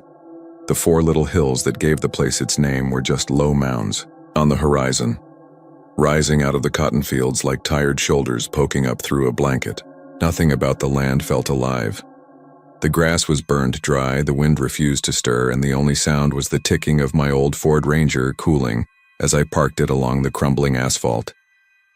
I had been told by a man in Quanah that Medicine Mound wasn't entirely dead, that it still had ghosts if you knew how to look. The man said it while drunk at the counter of a diner, and he smiled in the way that meant he believed it, even if he didn't want to. That kind of smile doesn't leave you. The town itself was nothing more than half-fallen walls and foundations, the brittle skeletons of houses, and a church with its steeple sheared away by a storm years back. Cottonwoods leaned in around the wreckage like mourners at a graveside. The sun pressed down until the sweat ran into my eyes, but I walked slow, looking into doorways where dirt had drifted knee-high and roofs had caved. The silence was complete, so much that when I first saw the folded paper wedged under the sagging doorframe of an old house, it felt like the whole place leaned toward me, waiting to see what I'd do. It was a letter. Yellowed but not crumbling like the paper had been made only a few years ago. My name wasn't on it, but there was a return address scrawled in blue ink. I wiped sweat from my forehead and read it twice before it made sense. The address was Cecil Moore, Medicine Mound, Texas, 1933. The year leapt at me like a snake. I knew from history books that Medicine Mound had burned in '33, the same fire that killed a good part of the families still hanging on out here. They said a man named Cecil Moore lost his wife and 2 daughters in that blaze. I unfolded the letter with clumsy fingers, half expecting it to turn to dust. But the paper held, and inside was handwriting so clean it could have been penned that morning. It said only, "I can't sleep. The girls are crying again. Please come home." The heat drained out of my body and left me clammy cold. I stood there with that paper shaking in my hand, sweat running off my chin, staring at the empty doorway where nothing moved but a thin curtain of cobwebs. The inside of the house was ruined. Rafters collapsed, weeds growing through the floor. Nobody had lived there in 90 years.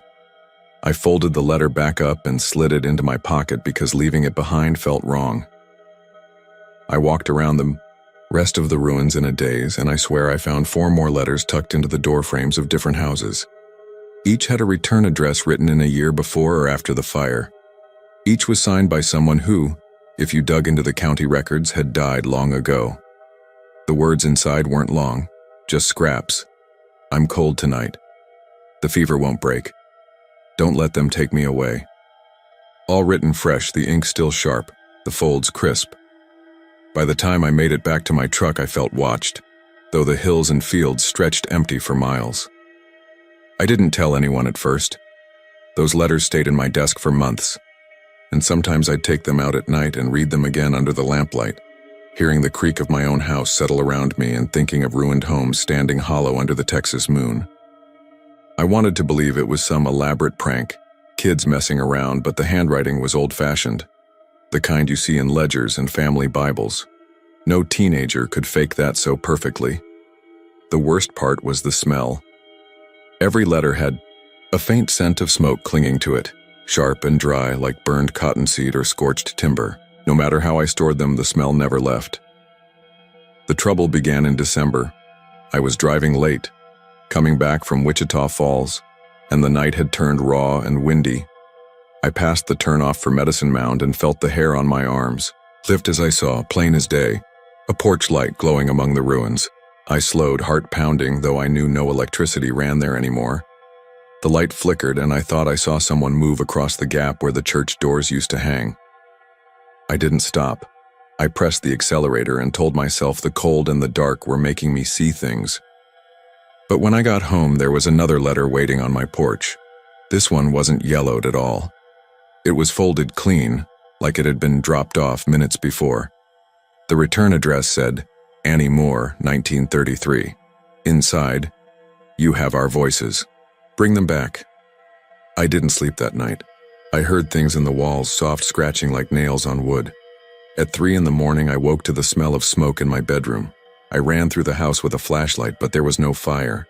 Only the faint sound of children weeping, thin and high, fading as the light moved across the hall. I left the lamp burning until daylight and sat in a chair clutching those letters, wishing I'd never taken them from where they belonged. It got worse. Over the next weeks, more letters appeared, slipped under my truck windshield, laid on the kitchen counter even though the doors were locked, one stuffed into my coat pocket while it hung on a rack. They all had the same scrawled addresses, the same years of death, the same pleading words. Some begged me to open the ground. Some asked why I was keeping them from sleep. The last one I received was written in a jagged hand, darker than the others, ink smeared as if the pen had torn through the paper. It read, "If you won't return them, we will come for you." I drove back to Medicine Mound one morning before dawn, the sky still bruised purple, frost brittle on the weeds. I took every letter with me. My hands shook on the steering wheel as I pulled into the ruins, the mounds dark against the horizon. The place felt alive, every window hole and collapsed doorway like an eye. I laid the letters on the steps of the church and whispered an apology. I stood there until the sun broke over the hills. When the light hit, the letters were gone, not blown away, not lifted by wind, but gone, as if they'd sunk into the stone itself. Relief washed over me, and I told myself it was finished. But I lie awake most nights now, listening. Sometimes I hear the faint slip of paper against wood, like something being pushed under my door. Sometimes I smell smoke rising through the floorboards, sharp and choking, gone when I switch on the light. And once, just once, I heard the sound of a girl's voice outside my window whispering, "Please come home." When I opened the curtains, there was nothing but the night field stretching empty, and in the glass reflection behind my own face stood a figure blackened with ash, holding a folded letter out to me.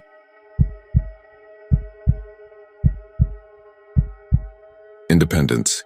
Texas sits in the middle of rolling farmland and low hills where the past doesn't quite leave and the present doesn't fully arrive. I drove through one autumn afternoon, the air carrying that dry hay smell and a restless wind that made the tall grass bow and sway like a congregation. The town itself was quiet, smaller than I expected, with only a scattering of old houses, a Baptist church, and a few fading storefronts with peeling paint. But what drew me there was the tower. Everyone I'd spoken to in Brenham or Navasota knew of it. They all gave the same small dismissive shrug when I asked about it, as if trying to wave away a mosquito, and then they'd tell me not to go up to the hill after sundown. No one told me exactly why, though one old man at a gas station muttered something about light moving when no one was there to move it. From town you could see it, standing tall on a ridge of stone just east of the highway, a narrow pillar of weathered limestone blocks rising 40 feet into the Texas sky. It had no staircase, no visible ladder, just one high window that cut the upper third. By day it was a ruin like any other, streaked with lichen and empty of sound except for the crows that sometimes perched on its jagged top. But at night, they said, a lantern swayed inside that window, casting its glow like a lighthouse over the prairie, and if you stared too long, you'd see the shadow of a figure crossing back and forth, pacing with the lamp in hand. I rented a cheap room in Independence, the kind of place where the sheets felt like sandpaper and the water ran rusty for the first minute. The innkeeper, a woman in her 60s, didn't even pretend not to know why I was there. "People get curious," she said, sliding the key across the desk without lifting her eyes. "But you'll leave it alone if you've got any sense." I pressed her a little and she shook her head, her mouth working around words she wasn't willing to release. "It's old. That's all. Some things stay because they're meant to. Don't meddle." Her hands trembled slightly as she slid the guest book toward me, and I noticed half the signatures were scrawled through with heavy ink, as though erased after the fact. That night I couldn't resist. I parked my truck at the edge of a dirt road and walked the rest of the way. The path was faint, winding through mesquite and cedar until the land sloped upward. The air carried a weight, not heavy exactly, but charged like the air before a storm. The tower loomed larger with every step, its stones pale in the moonlight. The grass around its base had been pressed flat in strange circular patches, as though people had stood there in groups or something had paced in circles again and again. I waited. Midnight crawled closer. For a long time nothing stirred, just the restless swish of grass in the wind and the faint rustle of nocturnal things. Then the glow came, sudden and sharp. A yellow light burned in the upper window, bright as fire but steady, swinging left to right and back again. I could see the shadow too, unmistakable. A tall figure carrying the source of the glow, pacing. The lantern tilted as though hooked on an arm, rising and dipping with each turn. I wanted to believe it was some trick, some prankster with a pulley system or an unseen staircase. But the stones of the tower were bare, sealed smooth with mortar. There was no access. The window was a good 30 feet off the ground. My throat dried and I felt the instinctive cold ripple that comes when your body knows something is wrong, before your mind accepts it.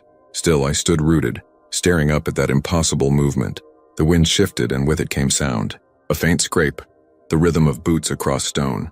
Then a sighing whisper carried down. Not words exactly, but something close, a hum stretched into near speech. My skin prickled and I backed away a few steps, heart pounding. The lantern stopped swinging. It hung perfectly still, as though whoever held it had paused to look out. Though I couldn't see eyes, I felt the weight of them, a pressure against my chest. I turned and walked fast back down the hill, not daring to run but nearly trembling with the effort not to. In my room, I didn't sleep.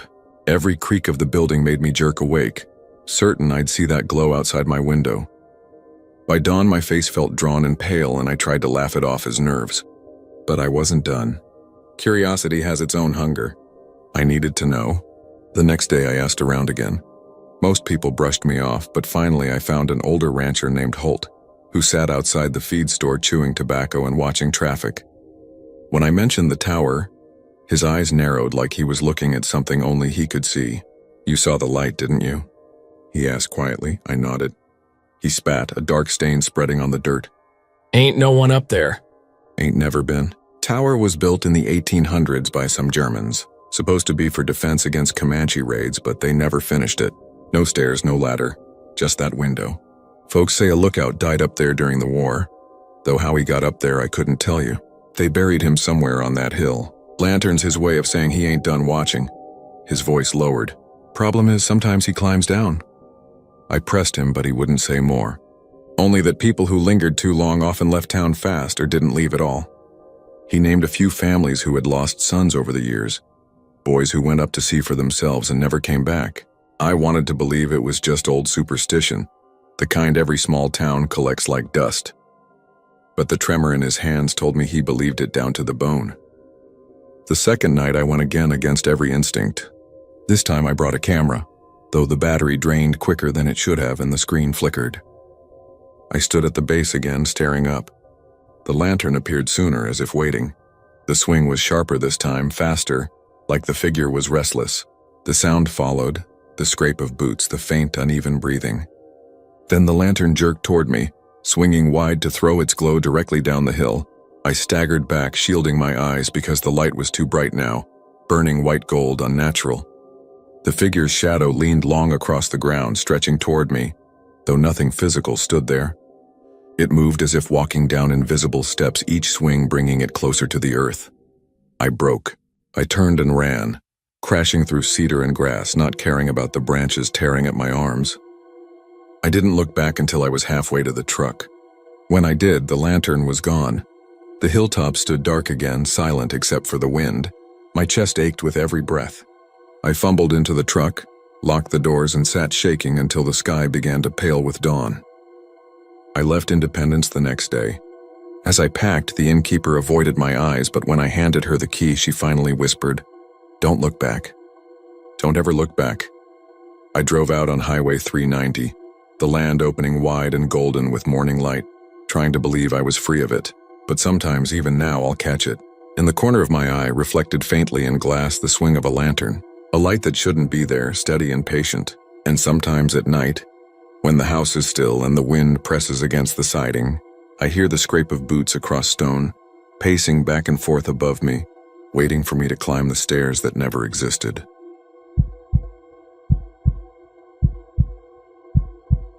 The rigs out in Lobo sit like skeletons of a dead industry, their beams rusted red, their joints stiff with years of desert grit and neglect. I first saw them when I was driving west from Pecos on Highway 90, the sun dropping behind the bare horizon, throwing long shadows across the scrubland. Out there, the wind carries nothing but sand and the smell of mesquite, and yet as I slowed near the cluster of silent pumps, a heavier odor rolled through the open window of my truck.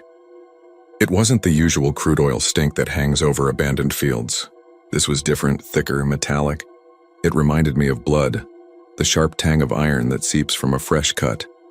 I stopped at a little roadside store in Van Horn that night, and when I mentioned the smell, the man behind the counter looked up sharply from his newspaper. He was old, with skin baked deep by sun and eyes that never seemed to blink long. He asked me where I'd been, and when I told him, he nodded once, like that explained everything. "That's Lobo oil," he said, voice low. "Ground out there don't drink crude no more. Drink something else." He wouldn't elaborate, just went back to his paper, though I noticed his hands trembled when he turned the page. The story should have ended there. I should have filled my tank, kept heading west, and forgotten all about the ghost town of Lobo and its rusting rigs. But curiosity is a disease I've never shaken. The next morning, instead of driving on, I turned south at the sign for Lobo. The place had been a company town once, rows of tin roof houses bleaching in the sun, a crumbling church with its windows kicked out, a diner with a faded Coca-Cola mural peeling off the brick. No one lived there now except a handful of squatters who scattered when they saw my truck. The rig sat on the edge of town, lined up like iron cattle grazing in the dirt. The strange thing was the stillness. No wind that day, no movement at all. Yet one of the pumps jerked as I walked closer. A long, slow nod, the beam groaning down, then dragging back up again. The rusted joint squealed like an animal in pain. Then another pump shuddered to life, then another, until 3 of them were rocking in rhythm, slow and steady. Though there was no power line, no generator, nothing to feed them. That smell hit me again, stronger this time, making my stomach lurch. I swear I heard something hiss as the beams drove into the ground, like air being forced out of lungs. When the pistons pulled up, the earth seemed to sigh, wet and sucking, and the air filled with the thick copper tang of blood. I backed away, but I couldn't shake the sight. I kept telling myself it was just a trick of heat, old hydraulics loosening after decades, or maybe underground pressure venting. But then I saw the dark soil where one of the pumps rose and fell. It wasn't oil that seeped up. It was red, and it steamed in the heat, running in thin veins through the cracks of the earth. I left Lobo that day, but leaving it didn't end it. Nights after, I smelled it again. In my truck, parked outside a motel in Marfa. In my clothes when I unpacked in El Paso. That same blood-heavy reek clung to me like smoke. I dreamed of the pumps rocking in the silence, their beams like gallows arms, driving down into a ground that wouldn't rest. It took a week before I gave in and went back. I told myself it was to prove I hadn't lost my mind. The rig stood waiting in the same dead heat, but the ground around them was different now. It had darkened in patches, spreading like stains. Coyotes lay half-buried near the bases of the pumps, their bodies sun-dried and shriveled, as though they'd tried to dig into the soil and never come back up. I bent down near one of the rigs, and that's when I heard it. A voice, faint, carried up with the pump's groan. Not words at first, just broken gasps, then clearer. Help. The earth shifted beneath me. I stumbled back and the pump drove down hard, spraying a mist that spotted my jeans dark red. The taste hit my tongue before I could spit it out. Iron and salt, raw and unmistakable. Blood. I don't remember much of how I got back to my truck. The smell followed, stronger with every mile until I gagged and pulled over on the highway, retching into the sand. My tires left streaks of red clay behind me when I finally reached Van Horn again. But when I checked them in daylight, they were clean. No trace of it except in my head. People there don't talk about Lobo, not unless they've had reason to. The old man at the store won't look at me now when I pass through. A woman at the diner once muttered that the ground out there had been thirsty too long, that it had taken more than oil after the rigs ran dry. Workers, drifters, a whole family once, they all vanished and the pump started again after. She wouldn't tell me more, only crossed herself and said the desert keeps what it's owed. It's been months now, but I still can't shake it. At night, when everything is still, I hear the squeal of metal rising and falling outside my window. Sometimes the sheets beneath me feel damp, warm as if I've laid down in a spill. Once I woke with my hands streaked dark, and though the sink water ran clear, I could still smell it clinging to my skin. I don't drive west anymore, but I know I'll end up back there. The rigs are still pumping and the ground is still drinking. It isn't oil they're pulling up, and it isn't oil that runs through the veins of that town. It's something older, hungrier, and it wants more. If you pass through Lobo, keep your windows closed. Don't breathe too deep. And whatever you do, don't watch the pumps when they start to move. Because if you hear the voices, if you see the ground shift and crack beneath their weight, you'll never leave clean again.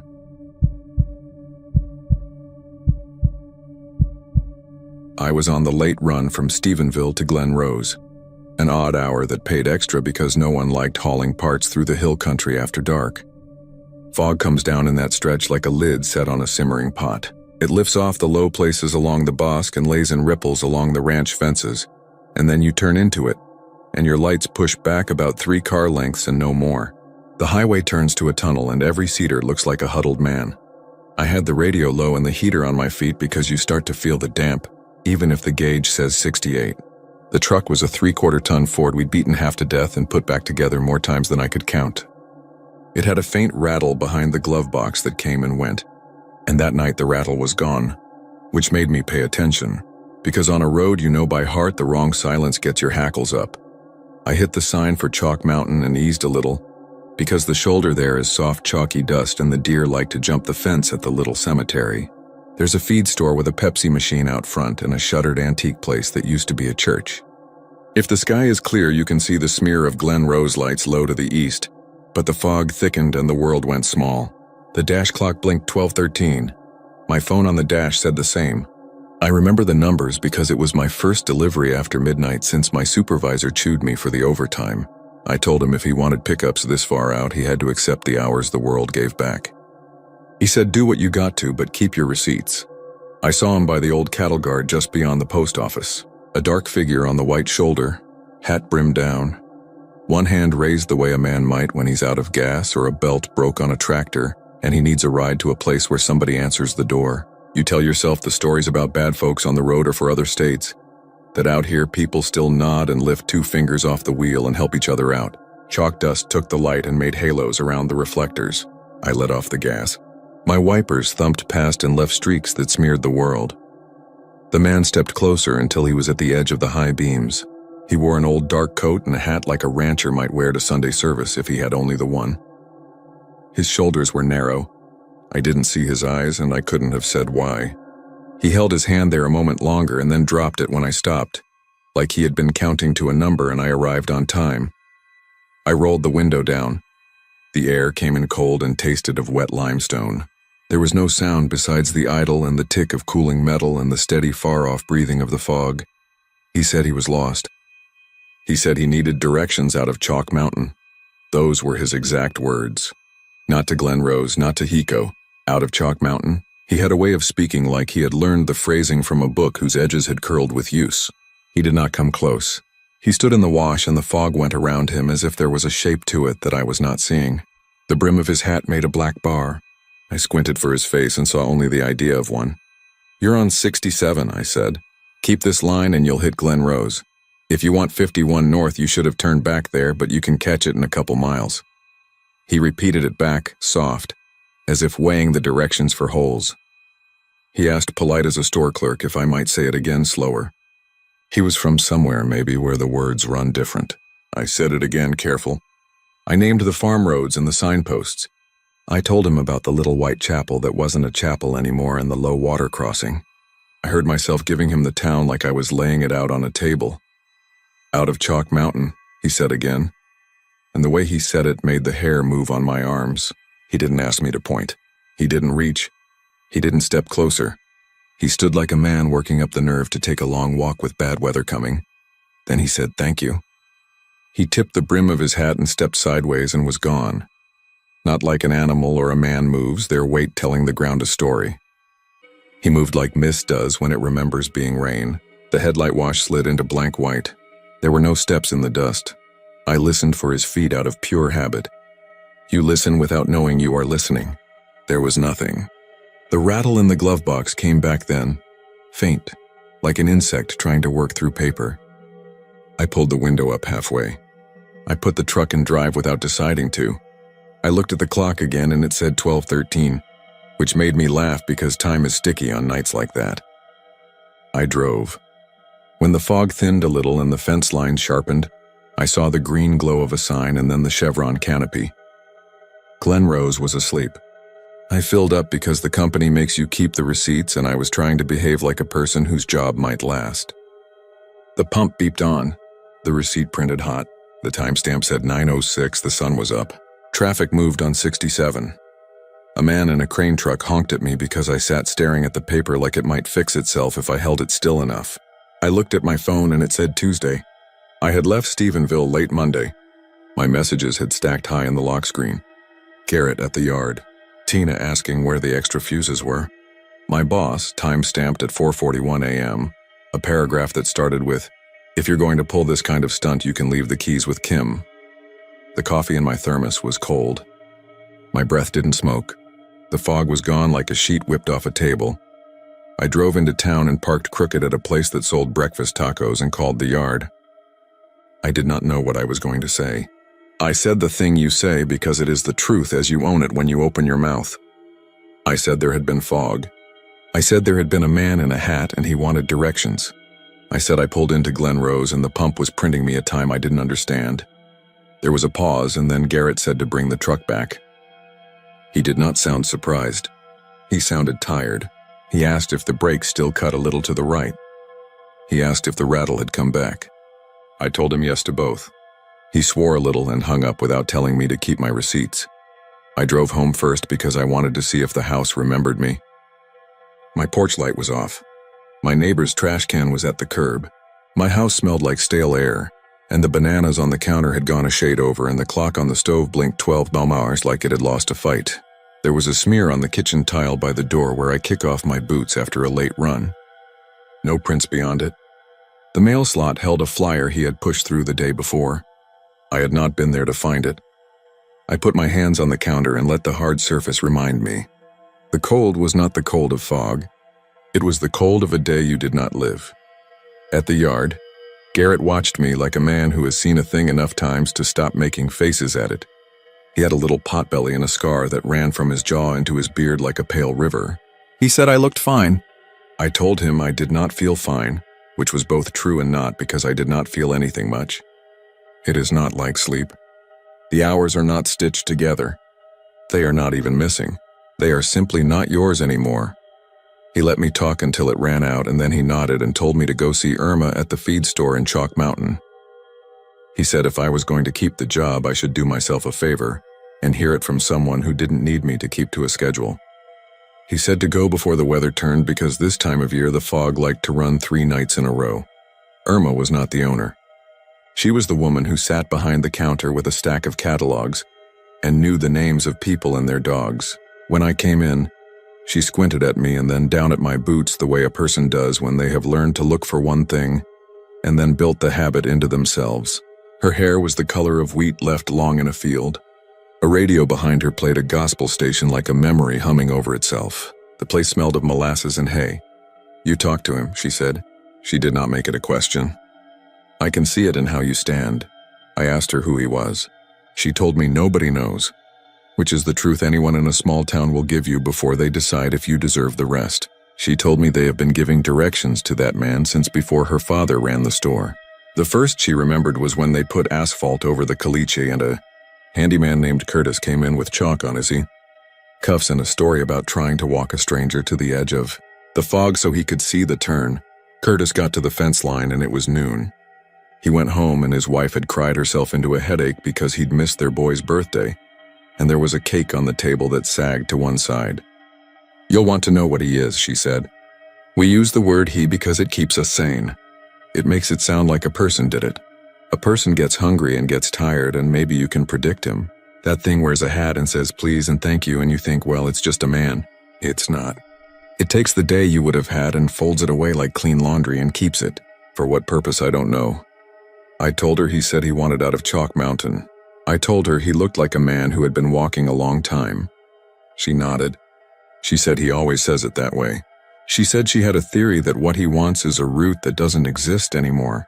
Old cattle trails ran through there. Old Spanish tracks and wagon ruts, paths along limestone spines. They get absorbed by the highway or erased by flood or cut by ranchers. The map he carries is in a world we can't see. Why does he take a day? I asked. To pay the toll, she said. Or to make a piece of time where he can still walk. Irma told me to go to the cemetery at dusk. She said to look at the dust. She said to bring a bottle of water and a length of cotton rope. She said I should not drink anything offered to me or take anything wrapped in paper.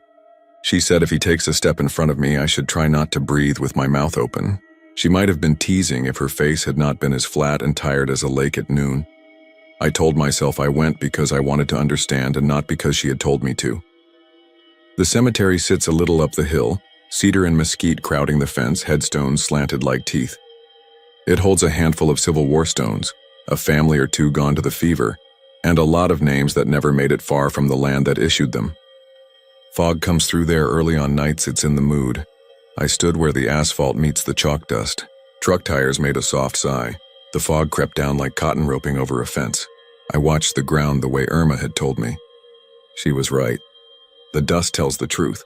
You can see a raccoon's perfect little hands. You can see where a coyote lopes. You can see where a person hops down from a truck and walks to the fence and turns back. You can also see where a person stands and nothing marks the dust. If he crossed that chalk, he left nothing. It is not that the dust springs back. It is that it was never asked to move. The first sound that night was the soft metal clack of my own nerves in my teeth. Then the misting hush. Then a voice the shape of a man. "Sir," the voice said. Polite, careful. "Can you tell me how to get out of Chalk Mountain?" I had promised myself I wouldn't answer. I had promised Irma in my head that I would watch and learn and walk away. Instead, I turned. He was 5 strides away, hat brimmed down, coat brushing his trousers, hands empty, shoulders set like a man bracing against wind. His presence was a weight the mind agrees to ignore for a moment, and then has to reckon with. The fog became a wall behind him. If a car had come, then I think it would have gone around us without noticing we were there. I said nothing. He waited with the patience of stone. He inclined his head a fraction when I did not speak. Then he lifted his face enough that the cut of cheek and the suggestion of a mouth recorded on me. I could not have drawn him. The brain throws away details that make it sick. He asked again, softer, as if he could not bring himself to say louder what he wanted.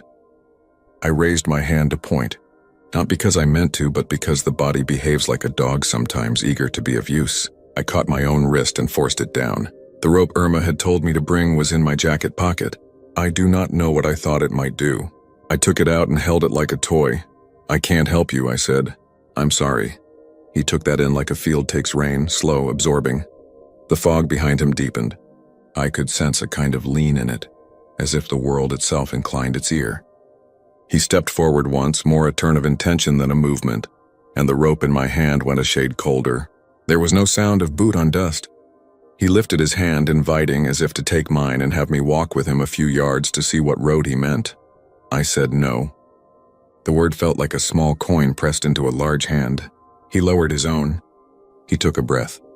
The air around us thinned in sympathy. Then he did something I had not expected. He smiled, not a wide smile. Not a trick. A poor man's gratitude. He tipped his hat again, and I very nearly said, "Please." He turned away. He took one step, and in that step the fog took him whole, as if it had been waiting to correct an equation. It was fully dark then. The mist climbed. A whippoorwill made its little broken sound from the fence line. A truck's lights went by on the highway, and for a heartbeat I could see the world again. I stood and waited for the clock to jump me. I had found a way to deny him, and I expected to wake up somewhere else, missing a day for the trouble. I did not wake. I did not move. The minute hand on my watch went where it should go. I went home and the bananas were still the same wrong color. The next morning I went to the yard early and told Garrett I had something. He looked like a boy who has been told in a serious voice by a teacher that the trick he has brought is not a trick. "You didn't talk to him," he said. I told him I had refused. He shook his head. He said refusing counts. He said you had engaged. He said the route he wants gets longer when you give him parameters. He said it makes sense if you look at it like surveying. The more you describe the corners, the bigger the shape. My phone buzzed then, and the date rolled itself a day forward. It did not tick. It clicked. The kind of click you hear when someone at a radio station throws a switch. I tried to fix it by ignoring it, which you will find is not how clocks work. That afternoon I went to Irma and told her what had happened, and she put a cup of coffee in front of me and said the rope wasn't for tying anything. It was to remind your hands not to be helpful. She said I had done about as well as anyone. She said once you know him, it is hard to go back to not knowing. He will find you on fog nights because you have his question in your mouth, and the town knows that shape just as well as a cattle path knows the way it curves around a boulder. I did not tell many people. There is a way men in shops make jokes out of what scares them, and I did not want it touched like that. I told my sister because she counts pills into tiny boxes for a living, and believes in names that fit in those boxes. She told me to sleep and drink water. Then, 3 weeks later, when the fog came back like it had been on a timer, she called me at 2 in the afternoon and asked why I had missed Mom's appointment. I was in my truck in a parking lot outside a hardware store in Stephenville. I had a sack of screws and a bag of jerky, and the receipt said Wednesday. It had been Tuesday when I walked in. You start to plan around it without admitting you are doing it. You do your banking at noon. You tell your supervisor to set the early runs on fog weeks. You make friends with the habits of a ghost. You catch yourself telling people directions with far too much detail because in your chest, there is a space where a question knocks. One night I decided to try making the world small enough that he could not ask. I got a paper map from my dad's desk. It had coffee rings on the corner and a rip where Erith County meets Bosque. I took a black pen and traced every path out of Chalk Mountain. I marked each gate and cattle guard I remembered. I marked what Irma and Curtis had told me. I circled the old low water crossing. I wrote the names, not so an outsider could use them, but so a person whose hands knew those roads would find them in his bones. I folded the map so the town was at the center crease and I put it in my jacket, and I went to the cemetery at midnight, because I had come to understand that the places where the living and their markers meet are good ground for bargains. He came. He asked. He asked with a patience I had begun to hate. He did not plead. He stood as if he would stand there until limestone turned back to sea floors. I took the map out and held it up like a priest might hold bread. He did not reach. His hat brim stayed down. The fog leaned. I told him that if he could put a finger down on any line that looked like the right one, he could have it. He could have the whole thing, in fact. He could take my map and add it to whatever inventory of directions he kept folded inside that coat. He lifted his head an inch, the way a dog will when it hears the word walk and does not trust it yet. His hands were empty, and I thought if he touched me, the shock of it might stop my heart. Not because it would be monstrous, but because it would be ordinary. He took one step. He did not press the dust. The map fluttered in a wind I did not feel. He reached. His fingers did not touch the paper. His fingers were the idea of fingers. The map curled at the edges, and where his hand hovered, the ink darkened and ran as if the lines were suddenly wet. He lowered his hand. The map held the mark of him. It was not a print. It was an absence in the shape of a hand and a little more. He said thank you. He did not take the map. He turned and the fog opened with a sound like a door that has been painted shut and then pried. I took a breath and it tasted like chalk. When I looked again, the map was blank in the center, and my pen marks were a ghost of themselves. The paper itself felt thinner. I stood in the cemetery until the mist ran low and the world inched forward, and then I took the map home and laid it flat and went to bed and dreamed a dream I cannot name. Not because I am protecting it, but because a word would give it edges and the dream had none. I woke on my couch with the sun high and the television set to the weather. The man on the screen said the fog had been patchy and would burn off by 11. The word patchy made me laugh because there is nothing scattered in the fog that takes you. It has a plan. There are other stories and I will tell a few because I think they make a kind of frame. A young couple parked on a caliche shoulder to take a picture of their dog in a blue bonnet patch, and the man in the hat asked from behind their bumper, and when the woman laughed and said, "Isn't this a joke?" like an art project, then looked at her phone, her photos had reorganized themselves. The flowers had not grown or died. They had sidled. The sun in the pictures was a different sun. A mechanic's calendar at the shop flipped a page without hands. A boy who worked nights at the Chevron came in on his day off with a receipt for cigarettes he had never smoked and a $4 lottery ticket that would have paid if it had been printed the day before. Some people leave. They say they are going to Austin or Amarillo or anywhere. They mean a place with edges that hold. They go in the clear light of noon and send postcards that arrive stamped wrong. Their handwriting tilts like a person writing on a moving train. I tried to get clever and failed. I tried to find him before he asked, to stand where the question would land and speak first. I thought if I asked for directions out of Chalk Mountain, he would show me the trick of it, that he would have to answer the same law that binds us. That night I stood in the road, and when the fog climbed the fence and eased into the ditch and made that soft hollow hush, I breathed in and said, "Can you tell me how to get out of Chalk Mountain?" The words fell and sank like stones in milk. He did not step out. He did not answer. I was the only person in the conversation, and the talk hung there, and you would be surprised how heavy words are when no one takes them from you. The last time I saw him was not at night. It was early morning, fog lying low like the breath of a sleeping animal. I took 51 on purpose because I had started to judge myself for avoiding it. The cedar and live oak made a blue line across the hill. The fields had gone to brown. The cows looked like punctuation scattered across a page you could not read. I had not slept well. I had a thermos of bad coffee and the radio at a volume that kept me from thinking. The day was the day it said it was. I could feel it under my skin. He was at the same cattle guard, the coat the same, the hat the same. He lifted his hand in the same polite arc. I pulled over and put the truck in park and rolled down the window and took a deep breath of air that smelled like wet stone and cedar needles. Before he could speak, I told him I was sorry. I told him there might not be a way out. I told him I had looked on maps old and new, and asked old men whose memories are a kind of library, and asked a woman whose voice is an anchor in a place where the ground turns under you. I told him he might be walking a route that no one took anymore. I told him the words had changed and the gates had moved and the fences had been stretched and the cattle had been sold and the school shut and the chapel went to antiques and then to dust. I told him Chalk Mountain might not be a place you can leave. He considered me. He tipped his hat and the brim smoked a line through the morning light. He said thank you. Then he said something he had never said to me before. He asked my name. It is a strange thing to have a ghost ask you for your name. Your name is yours and yet it sits on your lips like a thing someone gave you at birth, and you learn to answer to. I spoke it. He nodded as if confirming a measurement. He said my name as if fitting it to his mouth. Then he stepped aside like a man showing you the aisle at a church. It was an invitation. The world leaned.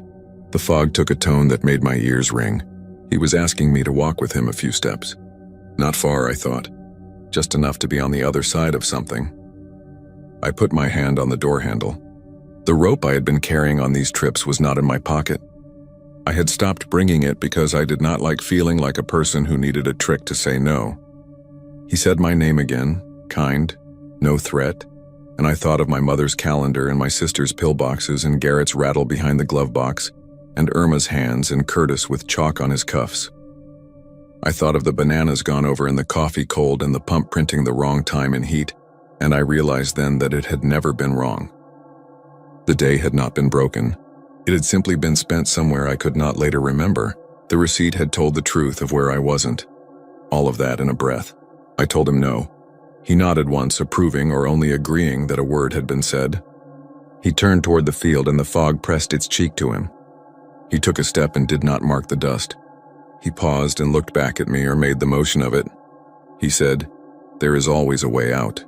It was the first time he had made a statement that was not a question. I still don't know if he meant it like hope or like a curse. He went on and was gone, the way the first time had gone, the way a person might turn a corner if a corner could be pulled into the middle of a road. I sat there long enough that the day stepped up into its heat. I drove to town and got breakfast tacos, and the woman at the window said she was out of bacon, but could make me chorizo, and I said that was fine. The grease came through the paper and dripped onto my jeans and made a little dark coin I could trace with my finger. I saved the receipt and put it with the others in an envelope that reads fog. I keep them because I need something written in the world that says I have not lost my hold on it. Irma says that's wise. If you drive through Chalk Mountain on a foggy night, you might see me parked by the cemetery, or at the cattle guard, or at the old post office. I still keep the late hours because they pay and because they feel, after all this, like the truest ones. You might see a tall man in a wide hat raise his hand the polite way men used to and ask for directions. If he asks you for a way out, the kindest answer you can give is none. He will take your silence and make do with it. He will tip his hat and make a shape in the fog, and you will think you have done him a harm by denying him. You have not. You have fed him less than he would have liked. You have kept more of your day for yourself. But if you speak to him, even to say no, if your breath makes a shape that his breath can measure, the town will hear it and agree with it and shift a little. You will wake or not wake, and a day will be spent on your behalf in a place that keeps quiet books. The boots he wears will leave no prints you can show a man who has not seen this. He will smile when you offer him a map in good faith because your good faith has weight, and he can use the weight. If you ever hear him ask your name, do not answer. I did, and sometimes I find chalk dust on the floor by my door in the morning like a long road stopped there and decided against me. Sometimes my own boots track the kitchen tile and leave nothing. Sometimes I lose the sound of my steps on my porch and wait for it like rain that will not come. There are nights you cannot drive around. There are mornings you cannot buy back. In Chalk Mountain on a foggy night, a man in a wide-brimmed hat asks for directions. What he takes is not your wallet. What he steals is heavier and easier to carry. If you see him, nod through your windshield and keep rolling. If you find yourself rolling down your window anyway, if you hear yourself telling him about Farm Road 51 and the old low-water crossing and the chapel that isn't a chapel, If you feel the words leave your mouth like ribbon, call a person who knows you when you can again. Let them say your name for you. Let them read it off a receipt.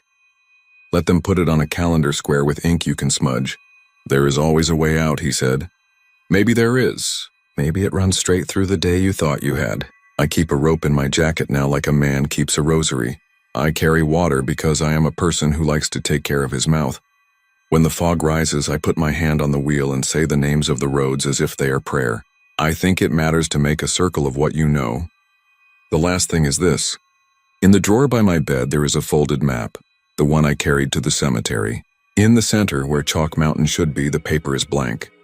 If you tilt it near a window, you can see the suggestion of a hand in the fibers, an emptiness that took the ink and did not give it back. On certain mornings, if the air is right and the house is quiet, I take it out and look and say my name aloud and wait. Sometimes a fog rises from the paper and sometimes it does not. When it does, I close the drawer and go outside and stand on my porch and listen. You can hear it if you know how. It sounds like a polite voice asking a question a person cannot answer without losing a day. It sounds like a hat brim passing under a streetlight with no man attached to it. It sounds like the highway at night when all the cars are other people's and the only thing going your way is time.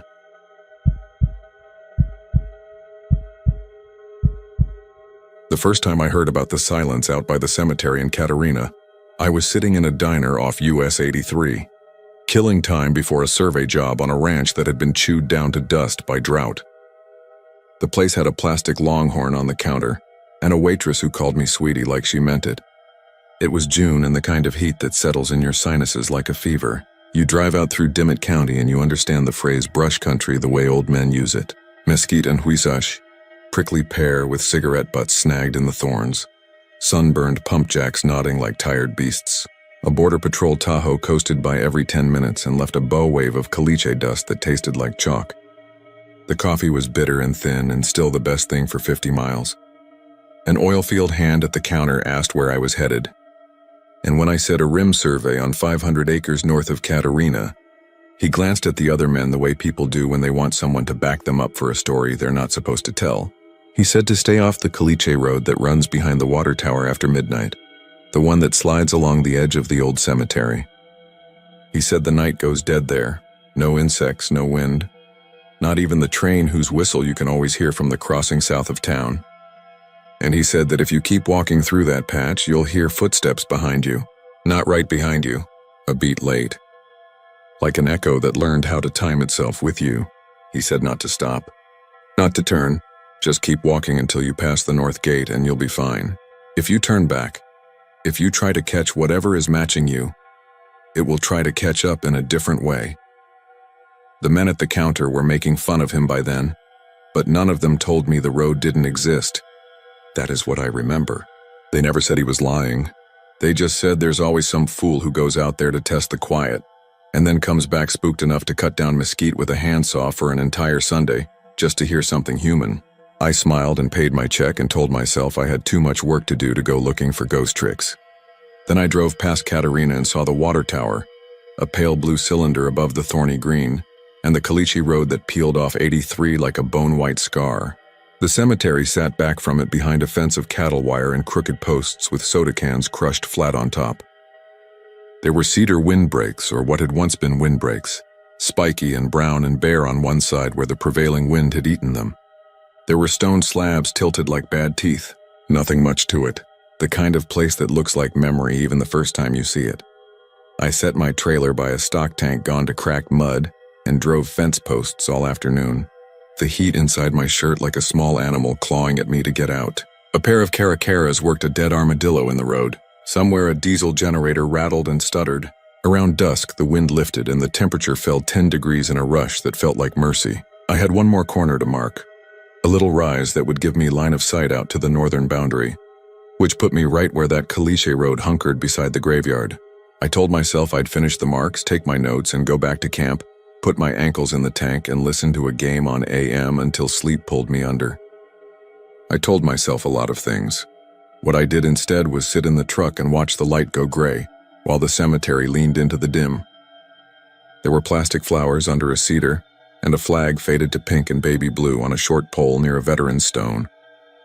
The quiet then was the normal kind, The evening kind, full of crickets and a killdeer nagging at me from somewhere, and the thin grit of tires far off on 83. It wasn't a haunted place. It was a tired piece of ground. I waited until my dash clock ticked over to 11:58, and then I took my tape and my notebook and a flashlight I didn't switch on. I walked the road north along the fence line because I told myself I was going to measure the stretch between two posts I hadn't recorded. But if I'm honest, I walked because I was curious, and because curiosity feels like a blade you hold by the handle, until you find out the handle is the sharp part too. Somewhere a dog yapped and someone yelled at it to hush. I could smell creosote and the faint sour stink of a cow lot. The sky was salted with stars, and the Milky Way cut a pale path through them like a river frozen in mid-fall. At midnight, the air closed. That is the only phrase I have for it. It closed the way a door sighs shut. The crickets went off like someone threw a breaker. The killdeer took its complaint to some other corner of the dark. The wind that had been breathing through the cedars lay down and refused to move. I stopped because you would have stopped too. The world from one side of a fence to the other went from Texas to a room with no windows. The silence wasn't absence. It had weight. It was so complete that I could hear my own blood move. I swallowed and the sound hurt. I told myself it was an inversion, a trick of temperature, the way heat can stand a sound on its head. Then I heard my boot heel on the caliche, a clean click. A second later I heard another. Not an echo. There was no shape of my step inside it. It was like someone else put his heel down where mine had been. The way you might step into a friend's tracks in snow. I lifted my foot and put it down again. My heel clicked. A beat later, the late heel clicked. I kept walking because stopping felt like an admission I couldn't live with. Heel, heel, two. The rhythm was wrong in a way that made the hair at the back of my neck lift like frost was growing there. I did what a man does when he is alone and embarrassed by his fear. I tried to laugh. The sound died in my mouth. It touched the air and fell straight down like a handful of grain tossed into water. I had the sense that if I spoke my name, it would sink to the ground and lie there. And when I left, the ground would keep it. So I walked. I used the fence posts as a set of points I could aim for. 4 long ones. A short one bent where a cousin of mine would have said a bull tried to scratch his ass on it. A long one again with a black scar where a grass fire had licked it in May. There was a small gate up ahead with a rusted chain looped around it twice. If I got to the gate, I told myself, I'd be out of whatever pocket of air this was. I would hear a nightjar or a dog or the breath of a cow. I would hear the train from the south if it came. The second set of steps kept time with me, a fraction late, like the half heartbeat you sometimes feel after you run upstairs and stop too fast. After a dozen paces, something changed. I can't find the right set of words for it. The lag shifted. The steps were still late, but not the same amount of late. They were learning. The rhythm tugged at my own. My feet wanted to arrange themselves to fit that new pattern, the way you fall into step with someone without thinking about it. It was like being reminded how to walk by someone who only almost remembered you. There's a steel cross in that cemetery that always made me uneasy, even before that night. One of those heavy welded ones someone's cousin makes in a shop.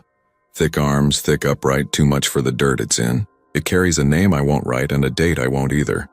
Because I shook the family's hands at a funeral in a different county years ago, and I don't want them here in this story. That cross stood not far inside the fence to my right, and I knew where it was by the weird hole it made in the dark, like light was bending around it, even though there wasn't any. When I got even with it, the steps behind me sped up, as if the thing that was matching me wanted to stand even with me too.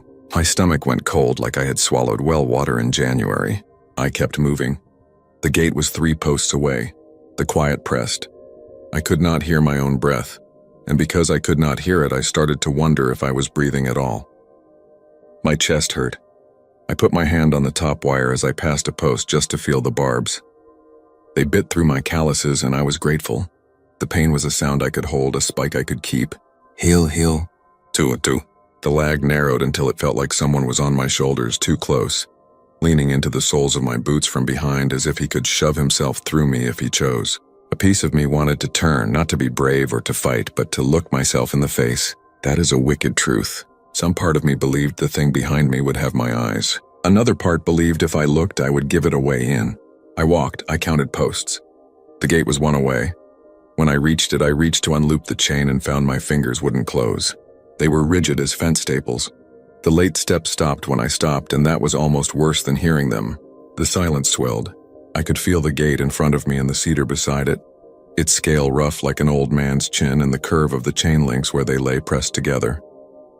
There were carvings in the chain. Not carvings. Patterns rubbed in by years of hands, lines and arcs where oil and dirt had built a script that didn't spell anything, and still meant something. I focused on those blackened places the way a man focuses on a fixed point on the horizon when he is seasick. My fingers listened. They found the first loop and then the second, and the chain fell open like a breath let go. I stepped through. The air opened. There is no other word for it. The night came back in a rush. The cedars ticked. A grasshopper somewhere made a sound like a zipper being dragged. Far down, 83, a semi shifted gear. I was inside the cemetery, and the world was right, which is not what I expected, and for a moment I laughed for real, not to prove anything but out of relief. Then I heard the late steps again on the road outside the fence. They were no longer late. They were on time with me. Heel, heel, toe, toe. It was as if crossing that gate had reversed a mirror, and whatever had been behind me was now keeping perfect time from the other side. I walked among the stones because for a surveyor there is a comfort in rows, even crooked ones. I read names out loud softly to make sure sound stayed sound. The words did not drop. They carried. I read death dates that landed like small blows. Children, old men. A woman whose husband's name had been cut on the stone with hers but no date under his because he had outlived her by decades. There were beer bottles tucked upright in the corners of one slab the way men leave offerings they won't admit are offerings. It looked like someone drank with a friend out here and didn't want him to be lonely. I stood and let the heat go out of me and told myself I had crossed the worst of it, that if the thing outside the fence wanted me, it had had its chance. Then I realized it was waiting at the spot where I would leave. I could feel it the way you feel a storm before you hear it, like pressure and promise tied together. There is a second gate on the north side near where the brush thickens. It has no chain. It is just two wires you can bend and step over with care. I had used it earlier to cut through to my corner mark. I considered sleeping among the stones and walking out after sunrise, but the thought of closing my eyes there made my throat close too. I made for the second gate.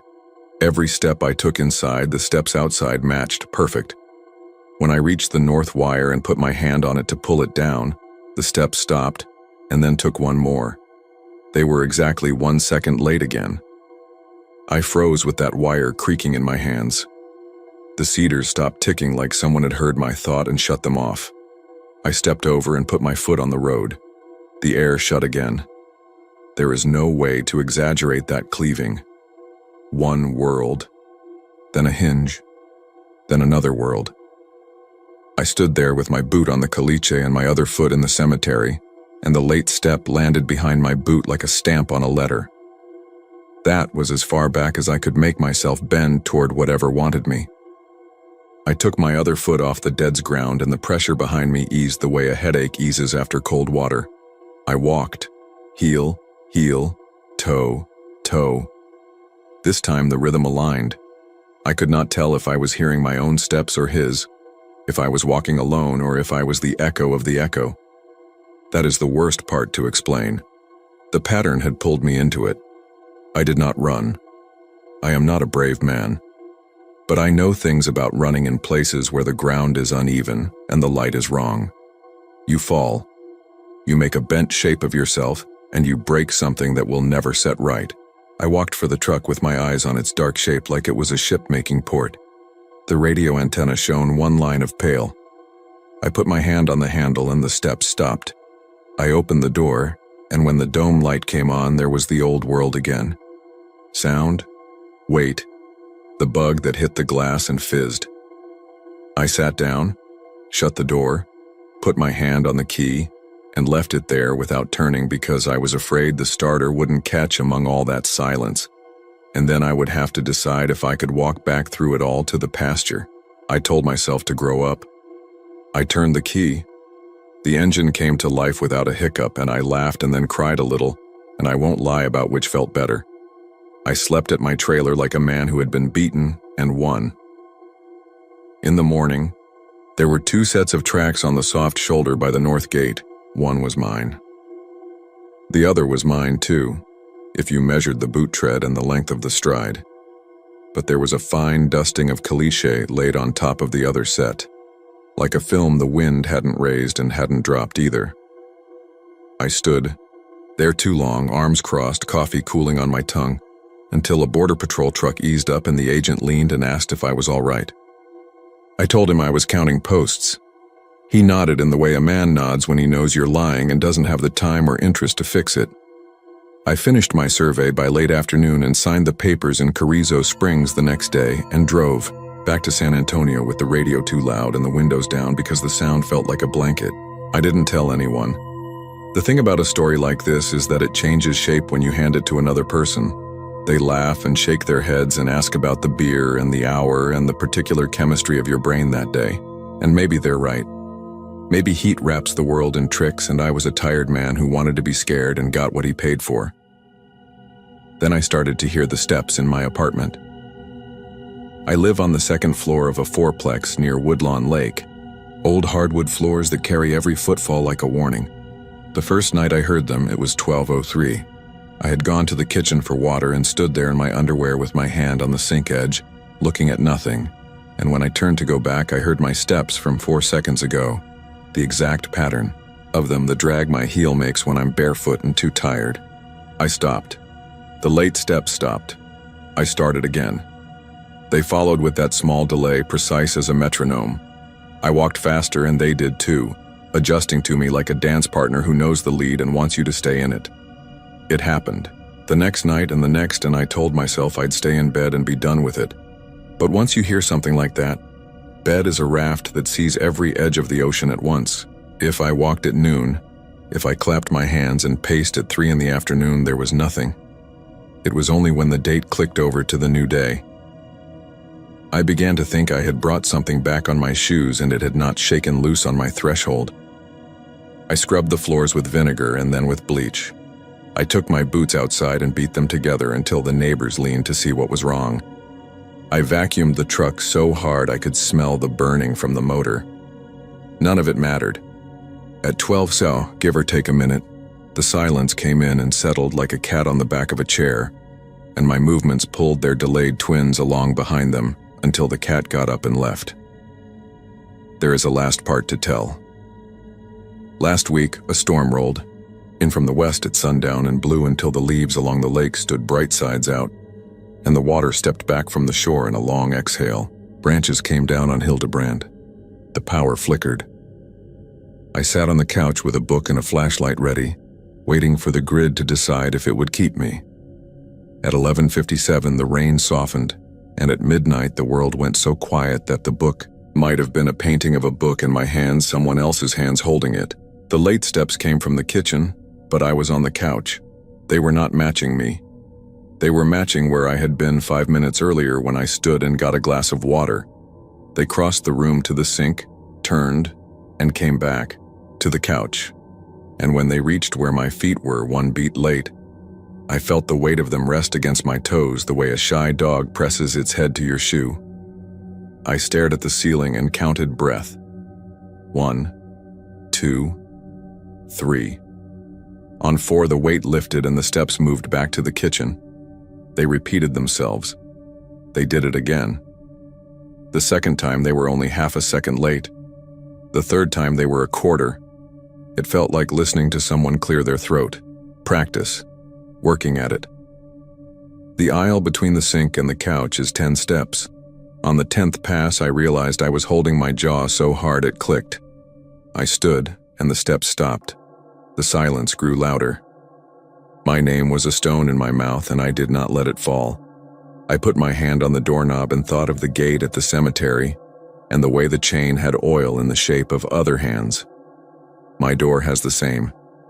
You live in a place long enough, you make grease signatures in the places you touch. I opened it.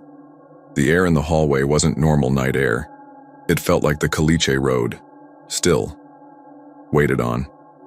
Without thinking, I let the door fall shut behind me, and I walked down the stairs and out to the sidewalk where the storm had combed the pecans clean and left the leaves flat as fish. My feet made no sound, which is the most wrong thing in the world. The late steps took mine and gave them back with their small delay. A car hissed along down the block and its tires made no sound either. I walked to the corner. The late steps closed the distance between us until they were in me again. Heel to heel, toe to toe, the way you fit 2 spoons in a drawer. I could tell you I ran. I could lie with a straight face if you were in front of me. The truth is, I walked home the way you walk through a church you sneaked into when you were 16 and shame and fear are holding hands and grinning at you. I opened my door and the world opened with it and sound came back and the steps vanished and the storm returned, full and alive, and the rain rattled the windows like a cheap applause.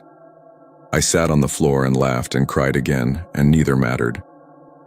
People will tell you the silence out there is a trick. They will tell you it is a temperature thing or a low spot that dampens sound. A weird peculiarity of old cedars and windbreaks, and the way caliche holds heat.